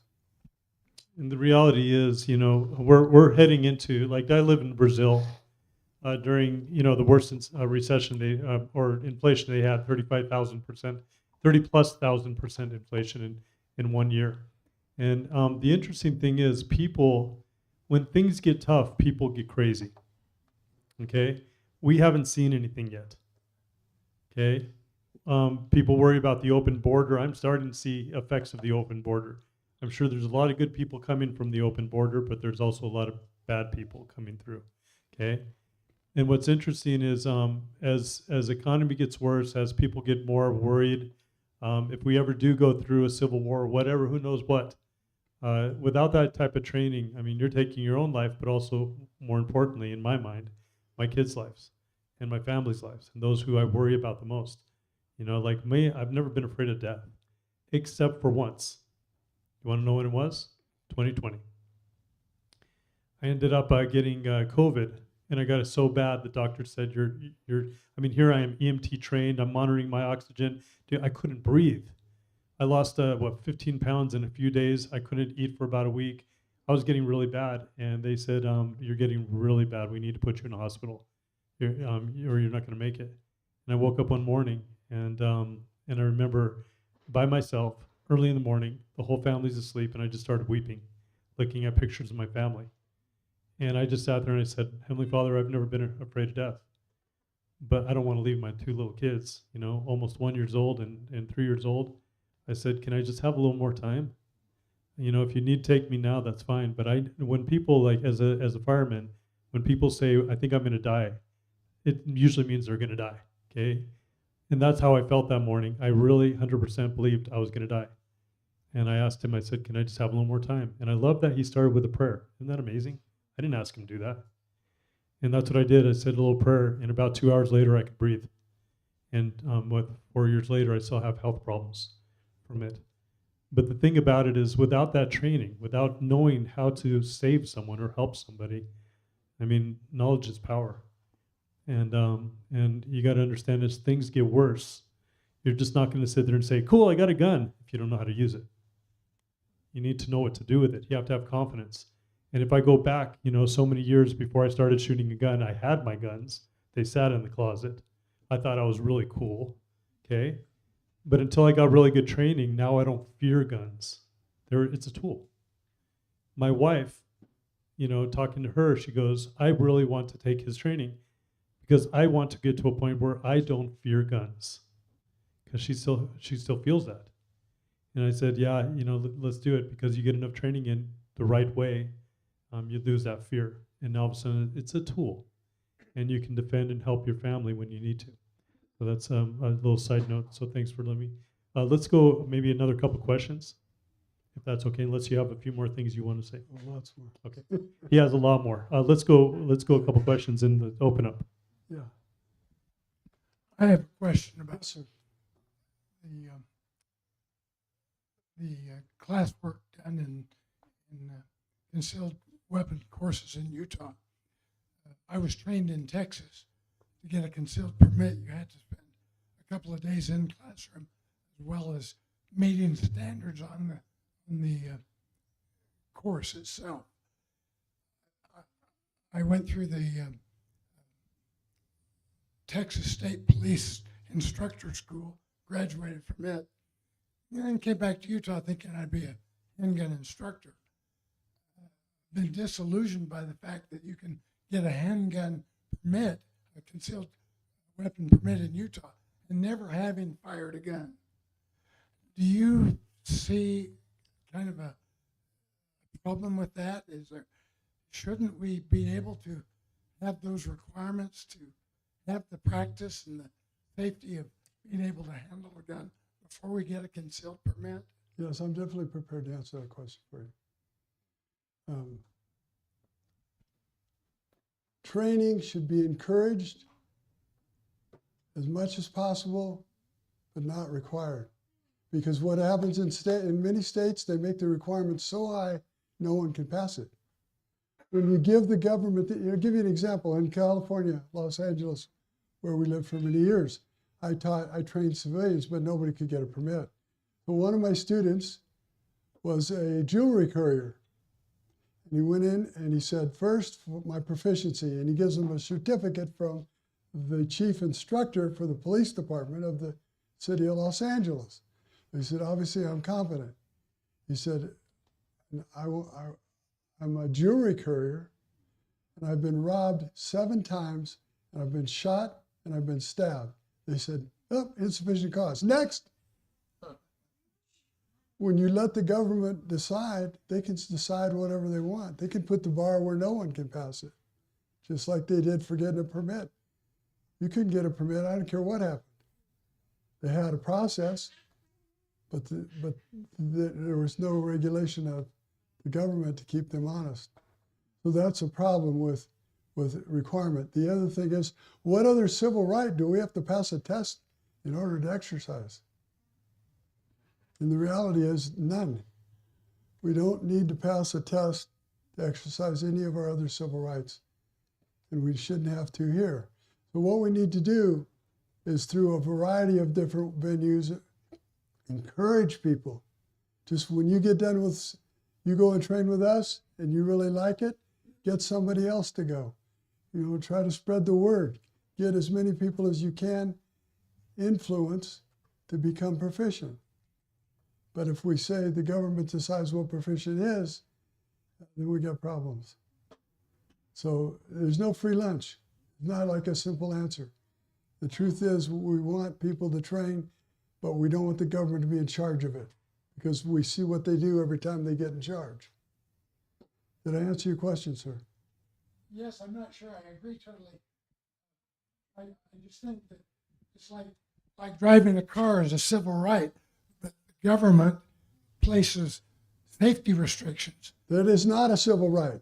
Look in the front of any vehicle code and it will say, driving in this state is a privilege, not a right, and that privilege can be revoked by the government at any time. See, people try to use the automobile as a comparison, and just because of what the law actually says, there is no comparison at all. Okay, so if you want to fly an airplane by yourself, you don't need a license. But if you want to take somebody with you, you do. There's no simple answer.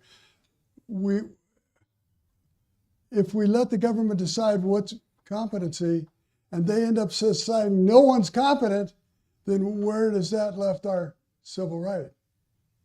It's gone. So that's a problem. And there's no simple solution for that except trying to get good people in your government the best you can. So I know you're not happy with that answer. I'm not happy with it either. But that's the reality. If we give the government power, it doesn't turn out well.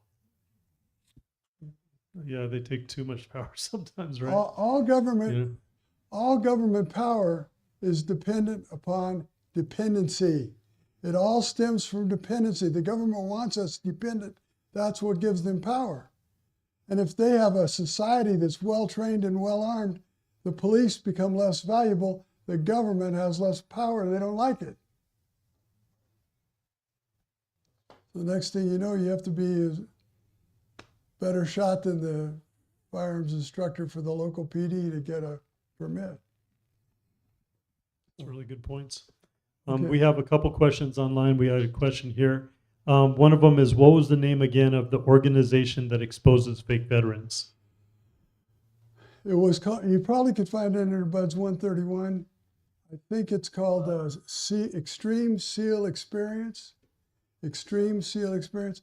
Buds 131 was the SEAL class, the basic underwater demolition class of the guy who runs it. You remember his name? Is that it right there, Buds 131? 131, yeah, that was the old one. Buds 131 was the old one, and you could probably find it with that. Google that. Yeah. You can Google it. Okay, the other question was, do you have any recommendation for which guns are best to purchase for home defense, and which gun is good for a woman who lives alone that she can carry in her purse to protect her young children? Okay, before I leave the subject we talked about 10 seconds ago, there is a website, LAPD Medal of Valor website. It's open to anybody. LAPD Medal of Valor website. I'm the only living recipient of 2 Medals of Valor. One other officer was awarded 2, but he lost his life winning the second one. You can look that up and you can find my name. So again, I was talking about stolen valor. You can verify, I said that I'm highly decorated and so on and so on. Well, you can look that up. LAPD Medal of Valor website. Okay, so this is kind of a long question, but I'll see what I can do with it here real quick. And I combined 2 of them here so that we can cover it in one question. So do you recommendations for what guns are the best to purchase for home self-defense, and which type of gun would a woman who lives alone carry in her purse? Okay, first, if you don't intend to carry concealed, all you need is a full-size gun, probably a 9mm, something like a Glock 22, 17, that's a 40 cal. A Glock 17, a full-size gun. A Glock 19 would be okay. You want a full-size gun because a full-size gun is way easier to shoot well than a compact. Compact guns are much harder to shoot well. They're louder. They have less power in the equal calibers. The only justification for little guns is you want to pack it. You want to carry it all the time, so you want a smaller gun so you can be discreet. So if you don't want to carry concealed, you just need a full-size gun. If you do want to carry concealed, you still need the full-size gun, and you also need a compact version of the same gun. So for example, maybe your full-size gun is a Glock 17. Excuse me. Your subcompact might be a Glock 48, Glock 43X, something like that. So, smaller gun. You start getting too small and it becomes really hard to shoot. We had a lady came to our class. I told her what to buy. Buy a full-size 9mm. She shows up with a subcompact 45. She didn't make it to lunch. The gun beat her up and she went home. She said, well, but my neighbor, he owns a lot of guns and he told me I had to have a 45. What are you going to do? Anyway, so we suggest most people start off combat shooters with 9mm because it's cheaper to shoot than a lot of the other combat calibers. It has less recoil because it's not as powerful. It has less recoil, that's easier to master. The more a gun recoils, the harder it is to master. And the smaller the gun is, the more it's going to recoil, and the bigger caliber it is, the more it's going to recoil. So if you get a full-size gun in 9mm, it's pretty soft shooting, and you can master it pretty quickly. Utah gun, snub-nosed Beretta. The snub-nosed Beretta. I'm not familiar with it. I think it was invented in Utah. Well, I testified in front of the legislature and helped to get the 1911 John Browning's design as the official state gun of Utah. And that is the 1911 pistol. The 1911 is the year it was adopted by the United States military. It's a 100-some-year-old gun, but it's still one of the most popular. The reason the 1911 is still around and people still like them, I carried one in SWAT, I carried one in Vietnam, and carried it off duty for years. The 1911 has the best trigger pretty much of any combat pistol. What makes a gun easy to shoot accurately under time pressure is a good trigger. And the 1911's got an outstanding trigger, one of the best triggers out there, so people still carry them. I wouldn't hesitate to carry one right now. The main reason we went to Glocks is two. One, they're a lot lighter, and as the years go by, that starts to matter more. And the other reason we've gone to Glocks is our department went to Glocks, so we got a lot of training, we got a lot of instructing time on them. We took armors classes on how to maintain them and repair them and so on.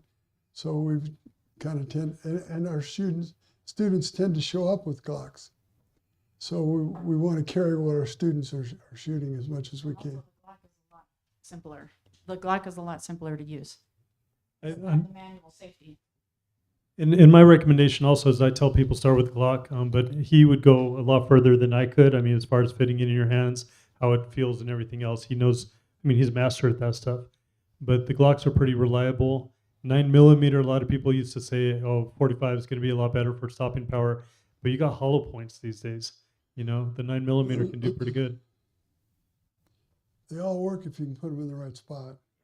As a matter of fact, one state did a study and they found that among shootings on the street, the #1 most lethal caliber and the one caliber that resulted in the most deaths between criminals shooting at each other, 380.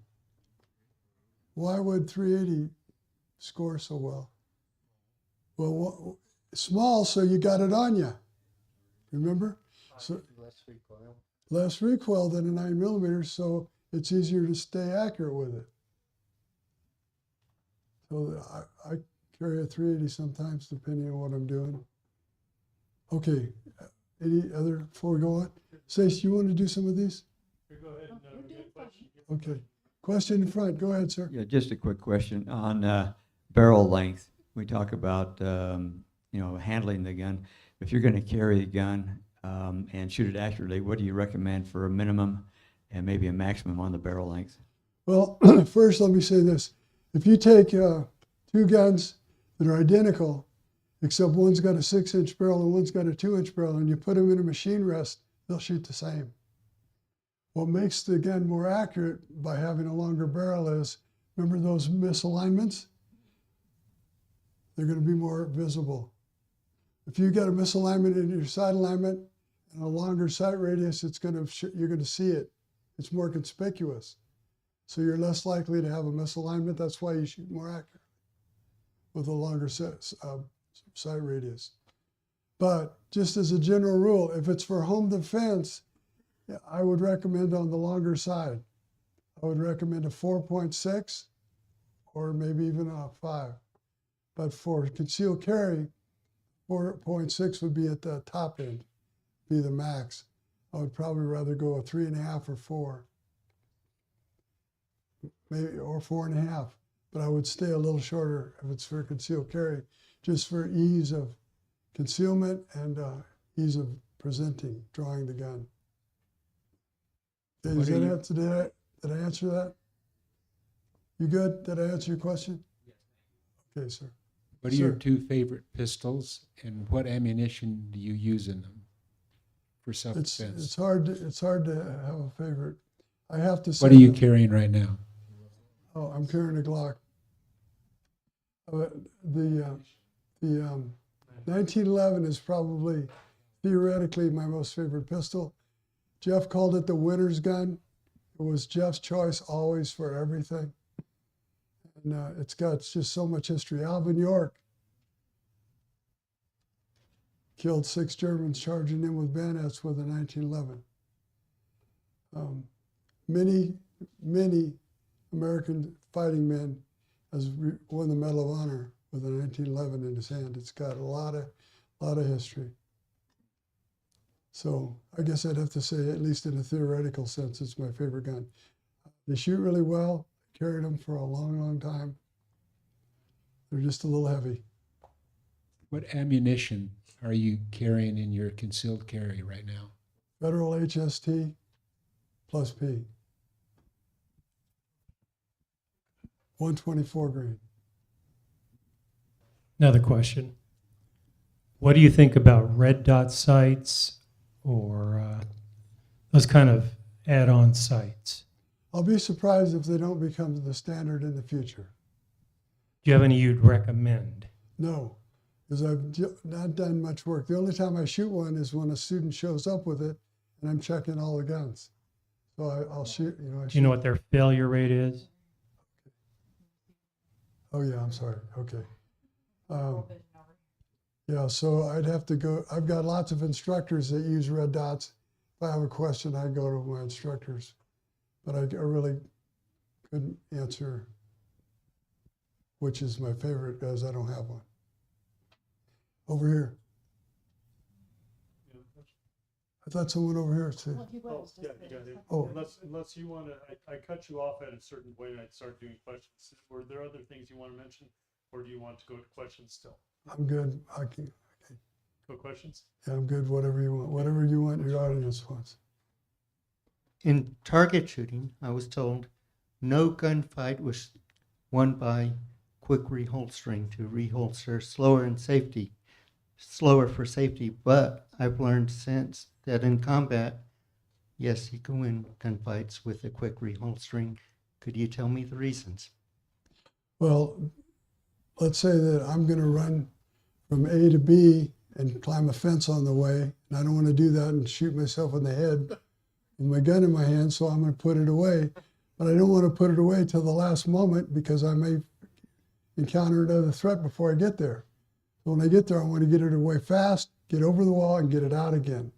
So I mean, that, to say no gunfight's been won, that's just one of those cutesy things that people like to make up. It's so logical you can't deny it. But the fact of the matter is, how quickly you get the gun out of the holster on target and fired accurately is a lot more likely to matter than how quickly you can put it away. But it doesn't hurt to know how to put it away quickly because there are scenarios which might just require that. You need to use your hands for many things. You betcha. You betcha. So anybody else over here? Okay. I guess I was getting a little blind on that. Okay, anyone have a question? All right, I just want to go over some things so you'll be aware of them. This is a course outline. You guys see this up there, right? Our 4-day defensive pistol course, just give you a little idea. Day 1, all classroom, you have a knowledge base. One of the things we do in classroom, which you're going to do in just a minute, is we're going to do an eye dominance test. I've had countless police recruits come to me and say, I don't need to do the test. My ophthalmologist told me, or optometrist or whatever the hell. My optometrist told me that I'm right eye dominant or left eye dominant. And I do the test and they're wrong. It matters which is your dominant eye. 20% of all people in the world are cross-dominant. That means their right eye is dominant and they're left-handed, or their left eye is dominant and they're right-handed. They're cross-dominant. If you are cross-dominant, that leads to some problems in learning to shoot well and quickly. So we want to know, when you come to the range, we want to know which is your dominant eye. Does that make sense? So what we're going to do is take a little test by starting with standing up. Glad I was able to get up without help. Hey, those people at home, you could do the same thing if you want to stand up and everything else right at home. So nobody's watching you. Choose an aiming point. You might take the C on course. You might take that upside down V in there. Just find something to be your aiming point. Now, this is a very simple test, but people always screw it up because they don't follow directions. In fact, one thing, if you train with us, you will hear me say on the range over and over, if all else fails, do what I said. So what we want to do is we want you to pick out an aiming point, and then you're going to, I don't know if everybody can see me here, but my arms don't work, so what you're going to do is make a kind of an upside down diamond down about waist level. Now,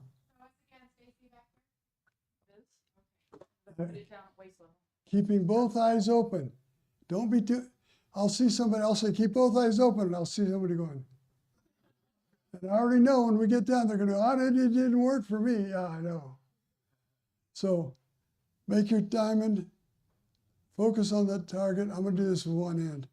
Bring your circle up, your diamond up, bring it up, and with both eyes open, keeping both eyes open, center the object in your circle.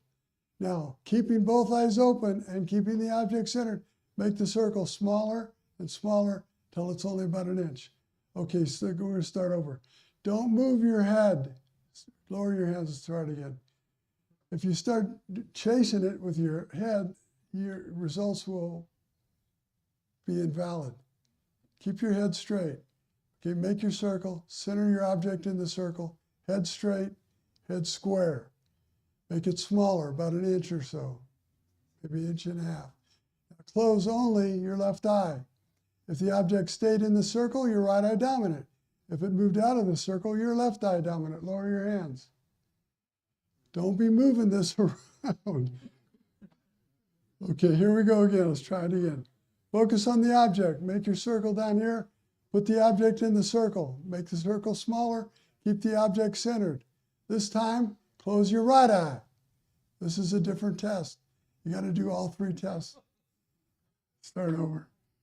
We're going to do a 3-part test. We're working on the second part. This may take an hour. Okay. If all else fails, follow instructions. Here we go. Make your circle. Both eyes open, center it. Both eyes open. Close the right eye. If the object moved out, your right eye is dominant. If it stayed centered, your left eye is dominant. Did that work? Did I say it right? Okay. So we're not done. One more test. If you got the same answer both times, you're on. But if you got a different answer both times, that's why we're doing the 3rd test. Good? Here we go. Focus on the object. Both eyes open, head straight. Center the object in the circle. Now, you're not going to close any eyes. Keep both eyes open. And looking at the object, keeping it centered, start slowly moving your hands toward your face, watching the object in the center of the circle until your hands touch your face. and ascertain which eye you're looking through the circle with. Oh. Is that too complicated? I'm left-handed and I'm left eye dominant. You're good. All is well. All right, have a seat. Well, I should have told you, if you didn't get the same answer all 3 times, I'd bring you up here and humiliate you. Is there anyone who didn't get the same answer all 3 times? I thought you did okay on that. Okay. All right. Oh my God. Why that works, because people have seen other things, right? Oh yeah. This out, close the eye, close that eye, right? Different. All these other tests that I've seen, I can make it go whichever way I want. Just by a slight movement of the head or whatever it may be, I can invalidate the test and make it answer what I want it to answer. But if you do all 3 and you do them correctly, then we come up with a definitive answer. Okay, everybody understand? That's why we do 3 different tests. Any questions? Want to say anything else on that? Well, just you did a lot of research on it many years ago. That's My 10-year-old was in his science class. No, was it Justin? no, it was Lawrence Jr. Okay, well, my middle son. My oldest boy's 53. He's a retired LAPD sergeant, 35 years. My middle son's an attorney in San Diego. He's 42. And then we have a 10-year-old who's a black belt. So they said it was for Wyatt? Lawrence. For my middle son, he was doing a paper for science, and it was on eye dominance. So I got some books out of the library. I sat down with him and I read all these books on eye dominance. So I know a little bit more about it than the average shooting instructor. So you're born predisposed to be right or left-handed, right or left-footed, and right or left eye dominant. You can change your eye dominance, but it's not easy. We've had 2 people do that. If you work really hard at it, you can train your eye and your brain to make the other eye, whichever it is. So, for example, we had a shooting instructor. She shot her pistol well. She was left-handed and left eye dominant. When we got to rifle, that was a problem because now you're cross-dominant. So you either have to aim, if they will go on not your best shoulder, but your second best shoulder, or you have to close your dominant eye, you have to do something else. And so she decided, I'm just going to go ahead and pretend like I'm right eye dominant and practice with my right eye.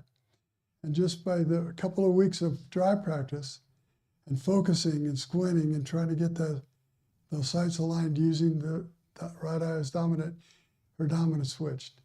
Did some research on that and I found that we had one other instructor that did the same thing. It can be changed, but it takes an inordinate amount of work.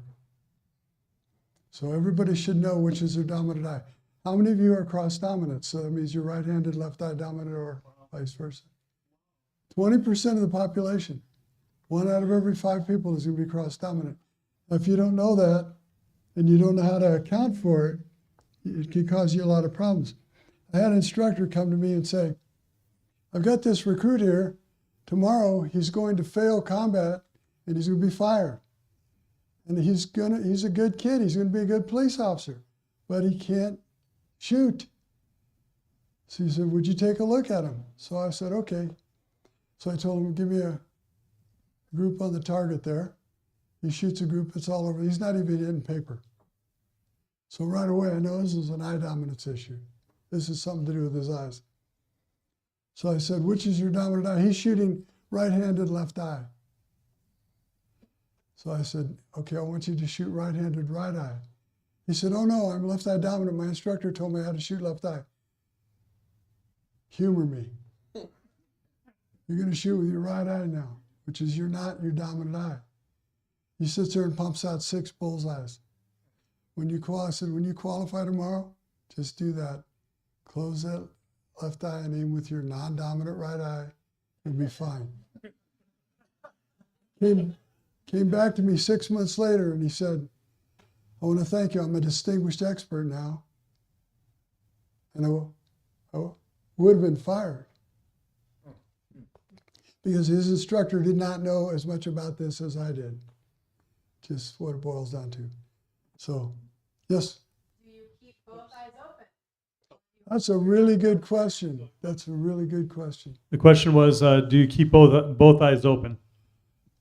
When you try to shoot with both eyes open, and some people manage it very well, but what happens is, even though this is not my dominant eye, it tends to want to take control of part of that sight picture.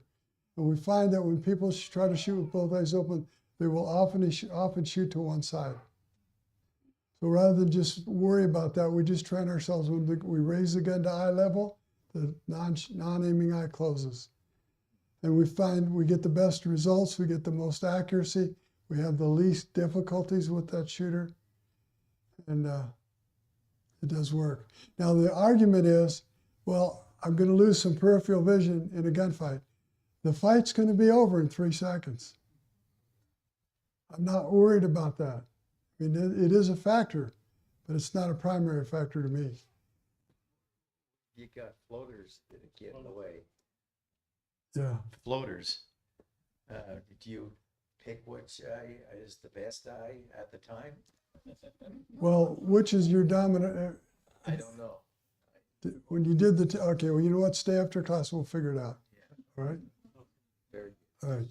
And we only have a few minutes left before we wrap up. I want to give Larry, if you had some final words you wanted to bring up before I mention a few things, what would you say? Can't Stacy go first? I'm just Just, I know we spent a lot of time tonight talking about our backgrounds, who we are. It's really hard to sell ourselves and talk about who we are, but just like what Larry said, all of you made the time and effort to come here, to hear from us, to kind of see what we're about, and maybe some of you are interested in some training. We just feel it's really important to know. Again, some of you, we forgot to ask at the very beginning. A lot of times we like to ask, but you know, how many, just by a show of hands, how many people here have formal firearms training, professional firearms training of some kind? You've been to a school.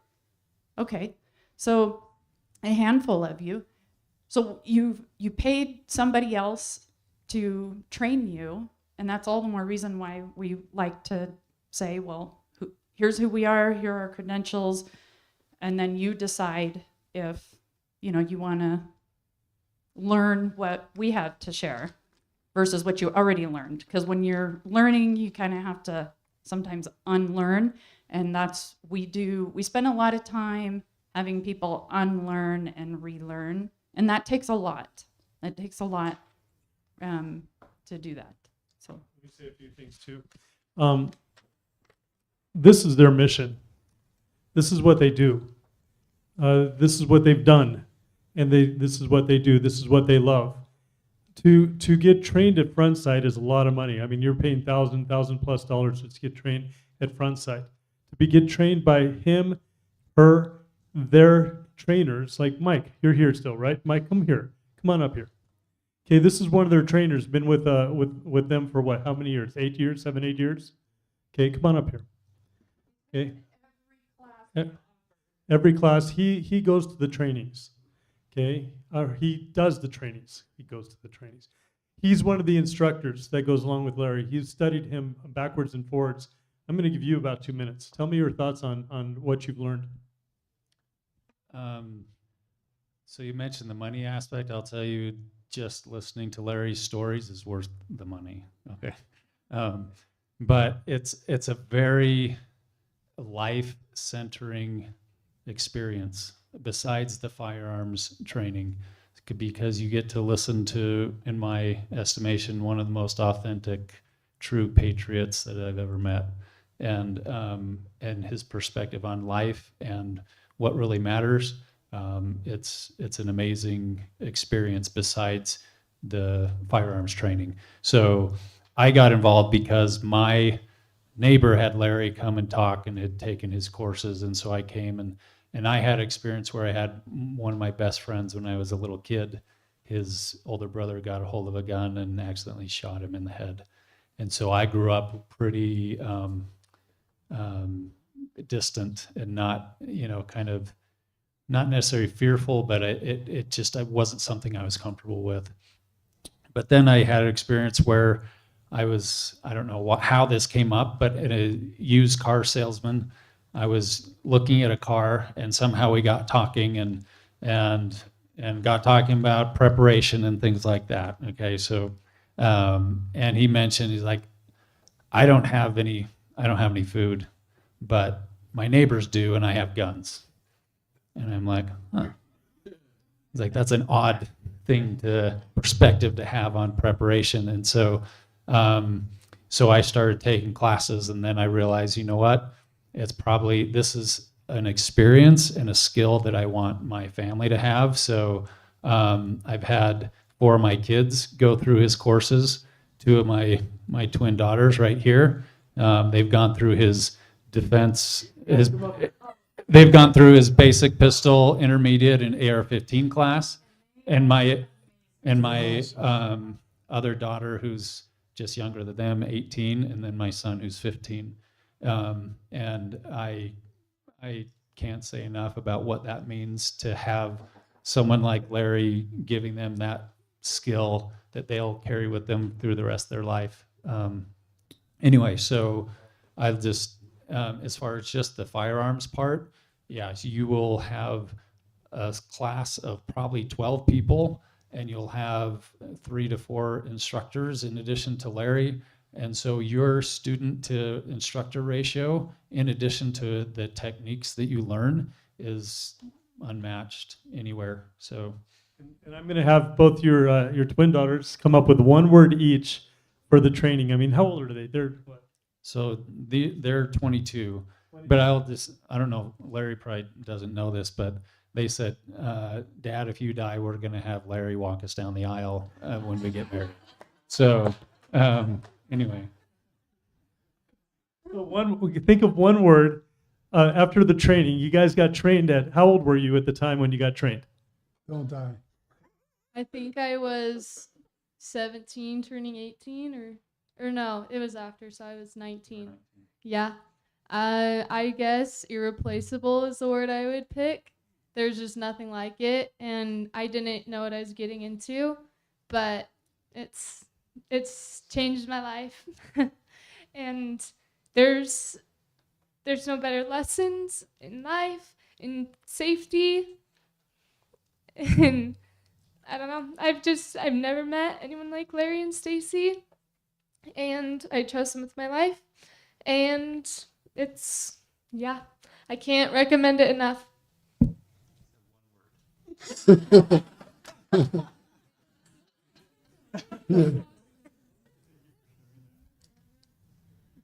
You humble us with your kind words. Thank you. One word. How would you? What's 1 word? Honestly, I've just been put on the spot here. Yeah, I apologize. It's a lot to think about at once, so I guess I'm speechless. I have no words. Perfect. That's a good way. And thank you. And I did put you on the spot, and I apologize. Thank you guys so much. I want, yeah. Let me tell you my thoughts here. These are the best. We're going to be doing a course on 7th and the 8th and the 14th and the 15th. Usually it's 4 days in a row of June. 7th, 8th, 14th, and 15th. I get $0 for this. Okay? I'm promoting this because I believe in this. Okay? For you, for your grandkids, for anyone who should be going to this, just like them, right?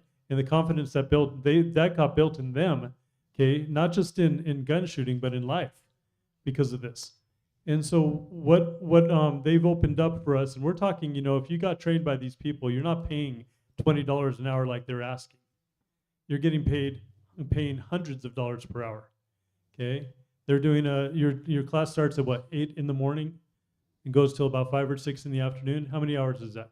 Well, no, our class starts 8:30. 8:30? 8:30 we have you show up in the classroom or on the range, and then we're usually rolling off the range about 5:30. It's a a lot of hard work for us and a lot of hard work for you as a student, but we guarantee you will leave so proud of yourselves and so happy, and it will last forever. Happiness comes from achievement. And fun is just, skiing or whatever. This is everybody that when you finish the class, there's usually somebody that's in happy tears. These are grown people, grown men, often, because they're just so happy with themselves and what they took away from our class. Marksmanship is just one part of what we teach. It's an entire experience, and it's a martial art. So we meet wonderful people, like-minded people like you, and we want to share what we know, because we know in the end of the 4 days, we know how you're going to feel. And it makes us feel so good to get you there. So it's going to be Eagle Mountain, is that right? Or where's the training at? The range training is out in Fairfield.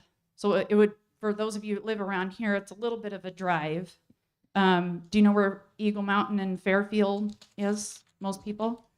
So that would be the range.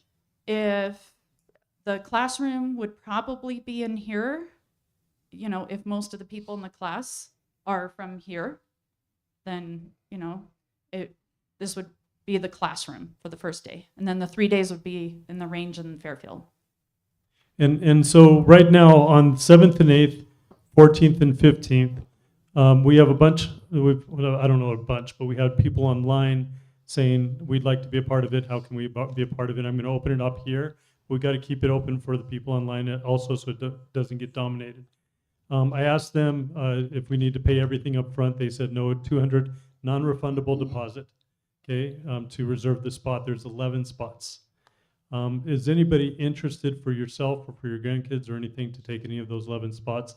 And I'll just give it to first come, first serve for those here, okay?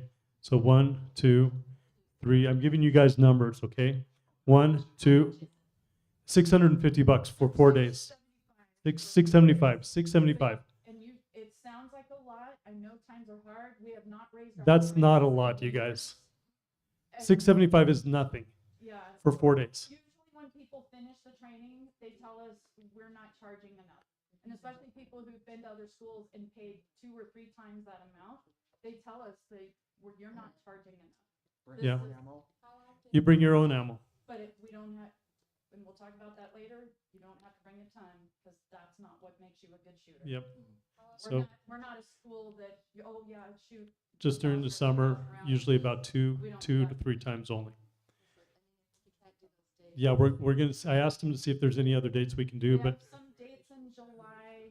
But those are almost full. Yeah. Yes, July's almost full, and then August. Okay. That we're just putting on the books for you guys if we have enough people that want to do it. So I'm going to give numbers in order, so we have this. If there's people here Mhm. that can't make the June, but they can make the July, we'll sign So up. there's 2 spots, I think, in 2 or 3 spots in July possibly left. So I'm going to fill up June 1st. If we have any left over for July, I'll give that date.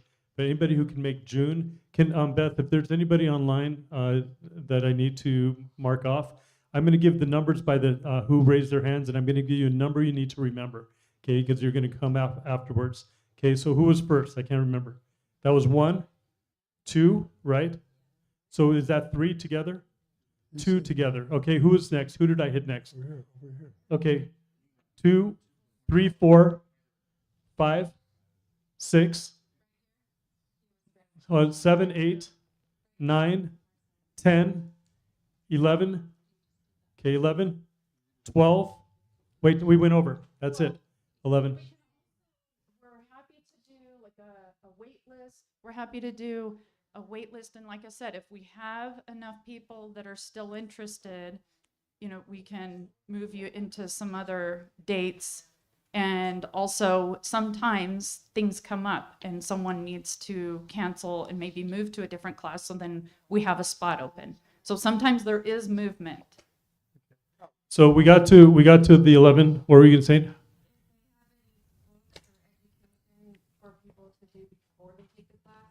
Is there any education or books they need ahead of time? No books, but we will send stuff for. We'll send you a list of terms. Yeah, we'll send you a list of terms. The basic 4 universal safety rules. Every student will stand up every day and recite 4 sentences, 4 universal safety rules. Anyone who hasn't done the homework, we give them a check. Everybody in this business has had accidents. We are one of the only schools in the country that has not had an accident. And one reason is because of our adherence to the universal safety rules. We are not fooling around. Everyone will memorize 4 sentences. If you can't memorize 4 sentences in order to be in the class and be safe, then 1, you have a learning disability, we're probably going to be a problem anyway, or 2, you're not taking it serious. And when you know the 4 basic safety rules word for word, that becomes part of your character and your mindset for when you're on the range. That sets the tone for the rest of the day. I use these same rules everywhere I've taught. At LAPD, if an officer showed up for an in-service class and he didn't know those 4 rules word for word, I just sent him right back to his division. All guns are always loaded. Never allow the muzzle to cover anything you're not willing to destroy. Keep your finger off the trigger until your sights are on the target. And you intend to shoot, be sure of your target. And we have them on the back of our business cards. Yeah. You guys are welcome to take one when you leave tonight. They're on the back of a business card. And we also have, we encourage everyone to read articles on our website that we have different articles. That just kind of helps with a lot of things that we talk about in the class. So yeah, go on our website. Also read, like I said, read the articles, read why and how we're different. We did talk about some things tonight. Oh yes, I'll write it on the board. Okay, marksmanshipmatters.com. So we filled up the June class. If you have a checkbook, write a check out to her. Okay, make sure you get the deposit in. If not, make sure you get that to her real soon. Whatever she wants, whatever she decides. I'm going to go to July because I think we have 2 or 3 spots left in July. So July is going to be 17th. It's 4 days in a row: 17th, 18th, 19th, 20th. Wednesday, Thursday, Friday, Saturday. Okay, so we have I think 2 or 3 spots. 1, did you want to take one of those spots? Okay, 2. Okay, 3, and you have 2 or 2 people? Okay, so we've already passed up the amount of people for July. Do you want to? Yeah, June's done, but June stopped at 11. Yeah, so June's filled. Oh. Okay. Oh, you guys want to do July, or? I just got a little something. Oh, good. I'm still a range master at the Gunsite Academy in Arizona, which was founded by Jeff Cooper. It's, as I mentioned before, it's the best of the large schools. Gunsite and I don't see eye to eye on everything about training, so I don't teach there often. But if you were to take this course from me there, $3,000 to get in the door. 3,000 easily. When I'm saying we're talking about what, doing the math, $18 to $19 an hour. Okay, so let me understand this perfectly. What did you guys want? I thought you said 12, and then you said 11. She dropped her hand, so I Oh. counted, and then somebody else got counted. But Oh, sorry. Did we mess up? Okay, let's do this again. So do we have the 11? No, we can. If you guys were at the beginning. Okay. I have a list here, but I'm missing 3. Okay, so that you two should be on it. And you, Okay, Marks. can you do? We don't. The range isn't big enough, and we don't have enough targets. The range width is it's our limiting factor. We have to have enough space between each shooter to be safe. So we have a bay that we always rent and train on, so we can get 12 people in there comfortably and safely. 14. 14 is our max. We're gonna get these numbers, and the people online, please write it down. You're getting the names, okay? So it's just past Eagle Mountain. It's in Fairfield. Fairfield. Okay. Raise your hands for who was. I don't know. Okay, so If you've already got your spot, you're definitely going to take one of our classes and you've got a number. I'm going to go over here and answer questions while they continue to work with us. So if you got questions that didn't get answered, come on over. So those of you who are interested in getting in on June, July, or if they can open up an August class, come up here and talk to me. I'm going to help them. I'm going to help them organize it. Thank you. My favorite people. How you doing, sir? Good, yeah. I didn't know you said. Everybody who is wanting to be a part of the classes, What is it? June, July, or August, come over here to this corner here so we can organize it. And so we'll get it all organized. I think I missed some people.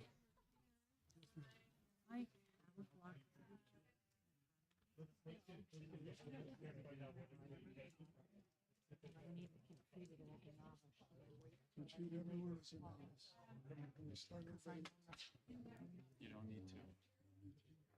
That's what. That then will work out fine. And when you sign up, remind me your situation in certain magazines that make it easier to shoot. Okay. And,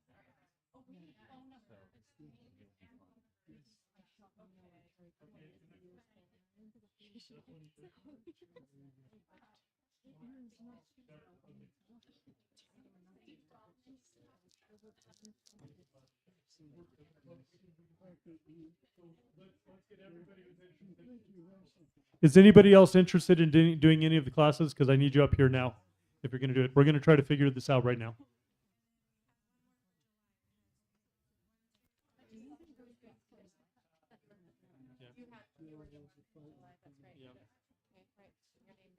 And can you guys do me a favor and can you remove like a layer of chairs and just push them back?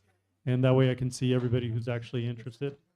Yeah, and then I'm going to do a count to see how many people we have, and then we're going to try to figure out how to do it. And so that way it's all. Are any of you guys back here interested? If you are, pull forward. You are on the list. Okay, perfect. Okay, so I'm going to do a quick count. I know there's one person who left, and that's 2 people. Can everybody raise your hand who's going to do it? And I'm going to, when I point to you, take your hand down. Age, oh, great question. What's the age? What's the age limit?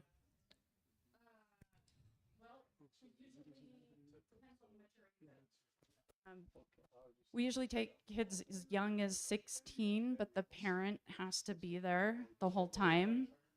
Yeah, an adult, yes. 16 is maybe 17, of course. If they're under.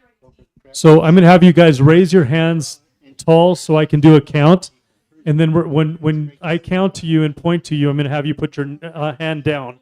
We're going to try to organize this so everybody can actually be in a class. And do this for me. Put down how many spots, okay, so I can see, okay? And then, Sarah, where are you? Oh, there, yeah. I'm going to have you, we're going to find out where everybody goes. So I just need to find out who's all going. I'm going to have you say your name, say the names, and she's going to write them down somewhere. And just tell me June, July, or August, if we can get an August one open. And just tell me all of them, none of them, 2 of them, whatever it is. Give me the names. We're going to try to organize this. So let's go ahead and start on this side. Name of the people that are going to go. Is it just you? Okay, July. Put down July and name. So we're going to organize this. Hal. Okay. So do exactly how he just did it. Hal. Wallace. Okay. Awesome. Okay, so stay here until we organize everything. Okay, 2 people. Give me names and what month is better for you.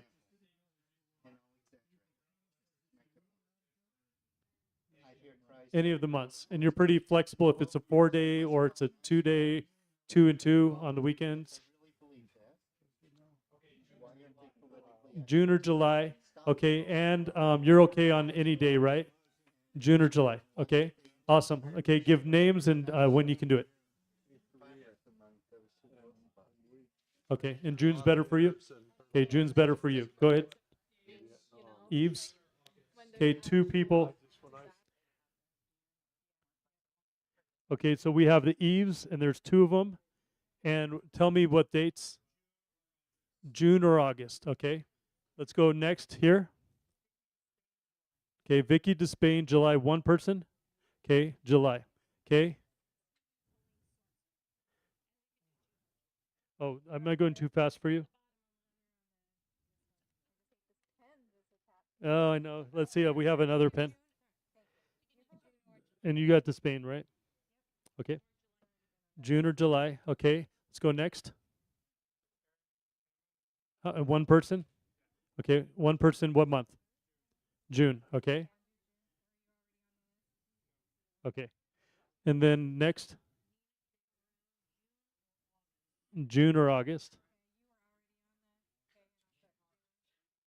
Or August. Okay. And then what months? July and August doesn't work for you, right? Okay, and you guys stick around, who's ever trying to be part of it, because my goal is to get this organized before you leave. Okay? So,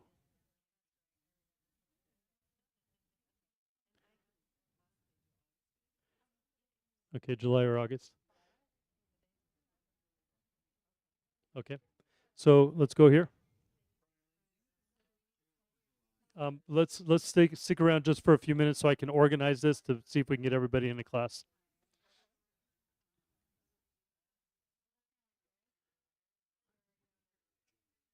So in June. Okay. All right. And then let's go. Okay, July or August.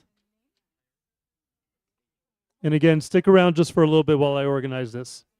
So we'll get this organized, and we'll have you guys pay for your spot once we know as much as you can. I mean, if you can do it. Okay. Okay, July or August for 3. Okay.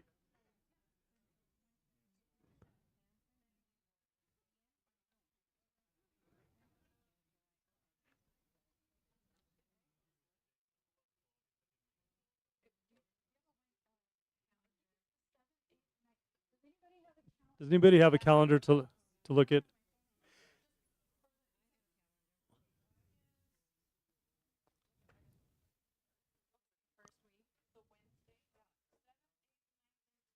Okay, so 7th, 8th, 9th, and 10th in August. If anybody can do that, that'll open up some spots for some other people.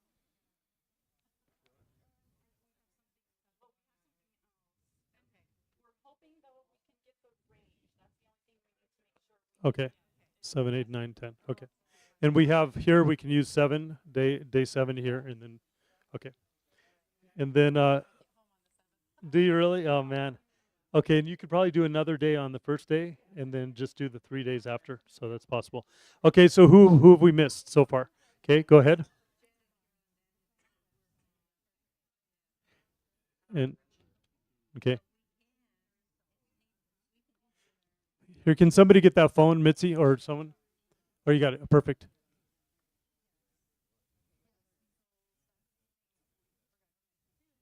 Okay, awesome. And just stick around. Let's get your reserved.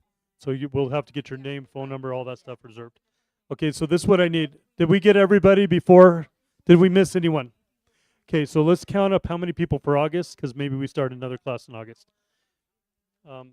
Anyone who can do August.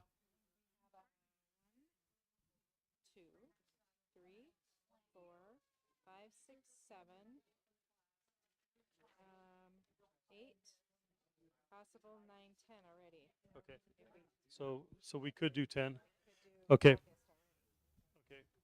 So we have possibly 10 people for August. I don't know if is the range open right now, just to check. They're closed.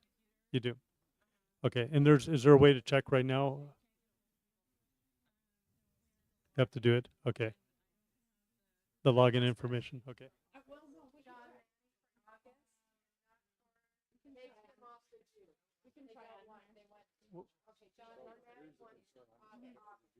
Okay, so we gotta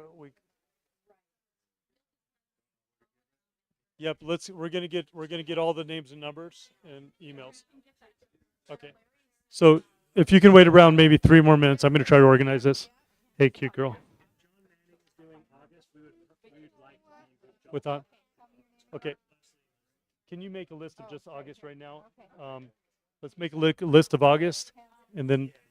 Hanson's times 3. I'm just going to do that. Okay. Hi, cute girl. Oh, really? Okay, let me hold it. Okay, and then let's. There's people online. Okay, so July or August. Okay, we got more people for August here. Yes. Vicky and John got them both. Okay, so These are for. this is for these 2 are for August or July. Let's. Allison. Yeah, this one, she said she could pretty much do any, but July and August would be best. Okay. And then this one, Ninja, August, July. Yeah, yeah.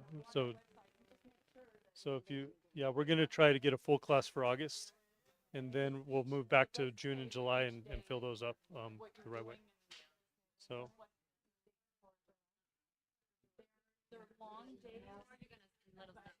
Stick around because we're going to get everybody's names, phone numbers, emails, and have you, if you guys can pay something to them, just pay something to them. So. If there was no other opening. Yeah, maybe just do deposits and then we kind of go from there as far as. Yeah. Just do like $100 deposit, then you know that they're. Oh, it's $200 is what they want. Oh, 200. Okay. They want 200. Yeah, I'm just thinking anything like to. If we can figure out, let's go figure out August, and then let's figure out what's left over. Let's do August, June, July. Does that make sense? Okay. So August, June, July. So and how many can we do then? 12 or 14? So we can do 14 in August, but we might have to get a couple of you guys in. So figure out who's all part of August right now. Okay, 1, 2, 3, 4, 5, 6, 7, 8, 9. We've got 9 right now. So and find out who else. Okay. Then. So Nina would go off here. She just wants August. These are off June. Names right? June or July. Eric Hammond wanted June. Then June or August, July or August. Okay, so we keep these.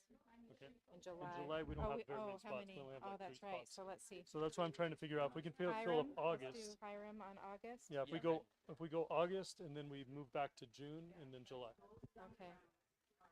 Because they want a deposit, and so if you guys are around, or if you can, and if not, we know you. So we this got to one figure. will go in August. Yeah, if you do have a checkbook or anything, or I don't know if they take credit card. Venmo? Do they do Venmo? Venmo? They don't. What about Okay. Venmo? Do you guys take Venmo? We do. Okay. Do it that way? We could do Venmo. We can. Okay. Okay. Sounds good. Okay, so we're almost done getting it organized. Can you let's see. if we got. So if I do Mel, who's on 17 August, they're off. They didn't need. Okay. Possible August. I could do 2 if someone else needs June. So we want to do that. How many are we at for August right Where now? we have 1, 2, 3, 4, 5, 6, 7, 8, 9, 10. Okay. And we can take The Van the Dyckers if can take it if we want need to it. put us in August. Okay. Now is August for sure, or only if they can get the range? They're gonna get the range. They have to work on getting in range. Yeah. So And so June is for sure. Right now June it is for yeah. sure. Yeah, So kind of like that. okay, then keep you on June. Okay. And so let's figure out. Let's go back to June now. Okay. And see who's not on the list and how many spots are left. Okay, so I have Charisse and Steve, but they can do July. Well, no, let's not even do We July. have 11 because spots we can do for June. let's see if there's only July. We already had 1, 2, 3, 4, 5 already. We can't do 5 for, well, I How don't many think- did we need? I think we had Could we 3, do? if I remember right. Or two, I think 2 or 3 for July. But we can move some people to June if we need to.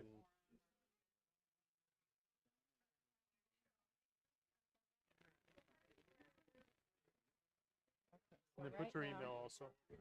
But Your if email. you're in the system, right? You've already. Yeah, you're in the system. Okay. Okay. Put your information down, and you wanted June. I have Eileen already. No, No, Eileen. you can do July. You could only do July. I can only do it. I just the Okay, circle her name for July. Yeah, she said maybe August, but it depends on the dates. We don't know. Seventh, 7th, 8th, 9th, and 10th. Yeah. So Vicky, check with Vicky. Vicky, you could only do July, or can you do the other dates at all? I'm going to be in Europe in June. Okay. And out of state again in August. So Okay. she gets one of the Julys. So, So all right, circle Vicky's her up for here. July, Okay. and then circle her for July. Eileen, July. Okay. And then are we able to move any of these other people to August? Yep, he's August. Okay, August. Linda, I don't know about that one. She was online. Mel was on. Okay, so let me see what I have for. Brian for, let's just do for June. So Brian, Brad for June, Kristen for June, and with Mark. So 1, 2, 3, 4, 5, and with Sorensen. 6, 7, And then 8. So that's 8. We can go up to 11. So should we just do the, see who else could do, I don't know. Oh, they said June or August, so let's do there. Hal, we probably have to move a couple of these. Hal or Sam, are you guys here? Sam? Hal, Sam, are you guys here? Hal Wallace? Let's see.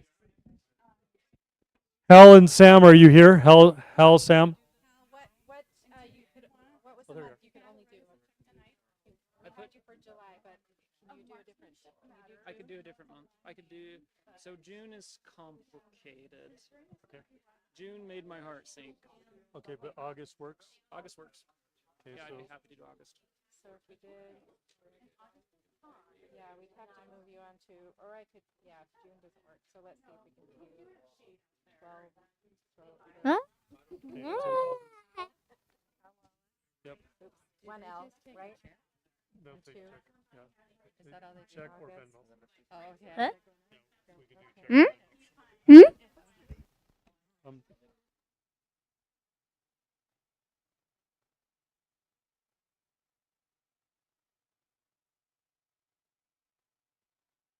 You can do Venmo or check. Or yeah. Okay, so we almost got this organized, and we're gonna have to put your name, phone number, email down, and let's get you guys organized or get you in. Christensen, are you still here? Tanya Christensen. Okay, Tanya Christensen. Signed up for July. Okay. Okay, they might have. Sam Fisher? Sam Fisher. There you are, right in front of us. Yeah. Oh, okay. Yeah. Let me, sorry, I'll take that out. Okay. That's funny. I didn't look over my shoulder.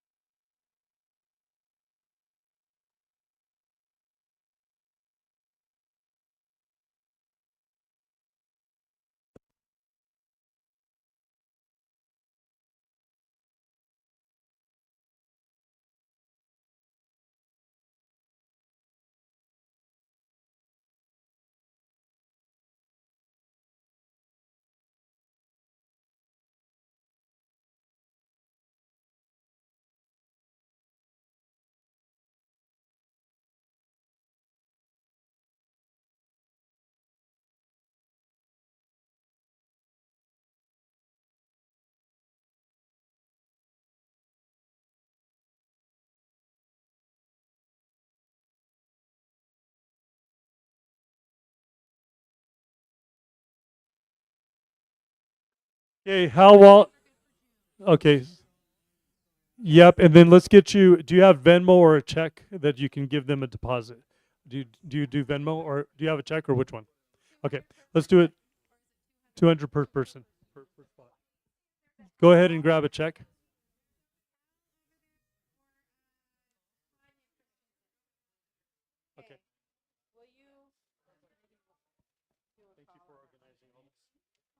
So Eileen is for July and Vicky Despain at this point is for July.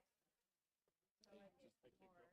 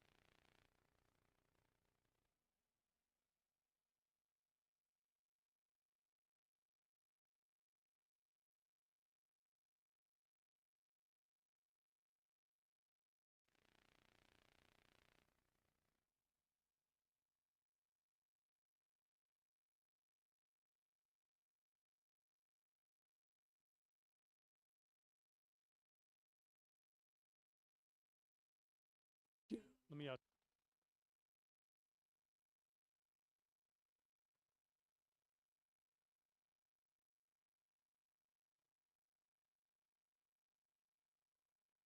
Okay, so what we're gonna do right now.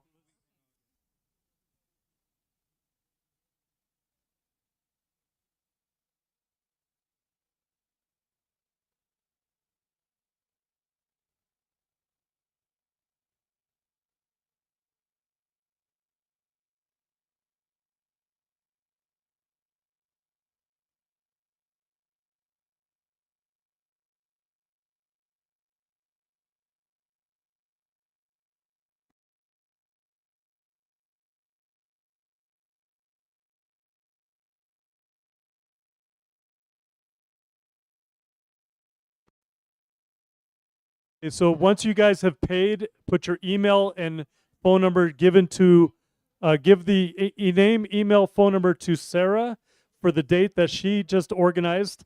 And then once you paid, we need to check you off, and then you need to go online and fill out the application. Does that make sense? And so that's what you have to do. That's the order.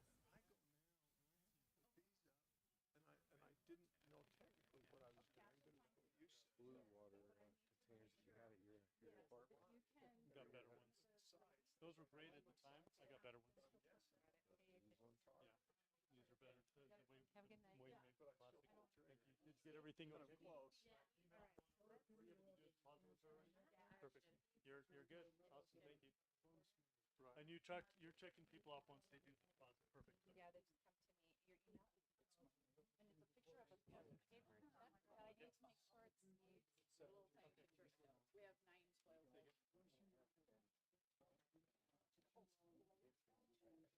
Take a check to someone Oh, thank you. in the morning. Oh, perfect.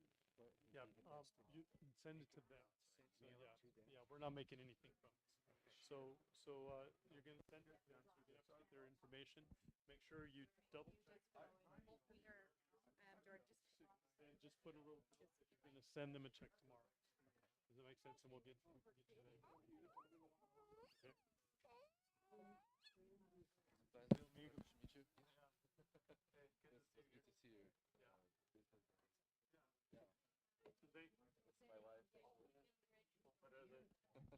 Yeah, vamos falar mais.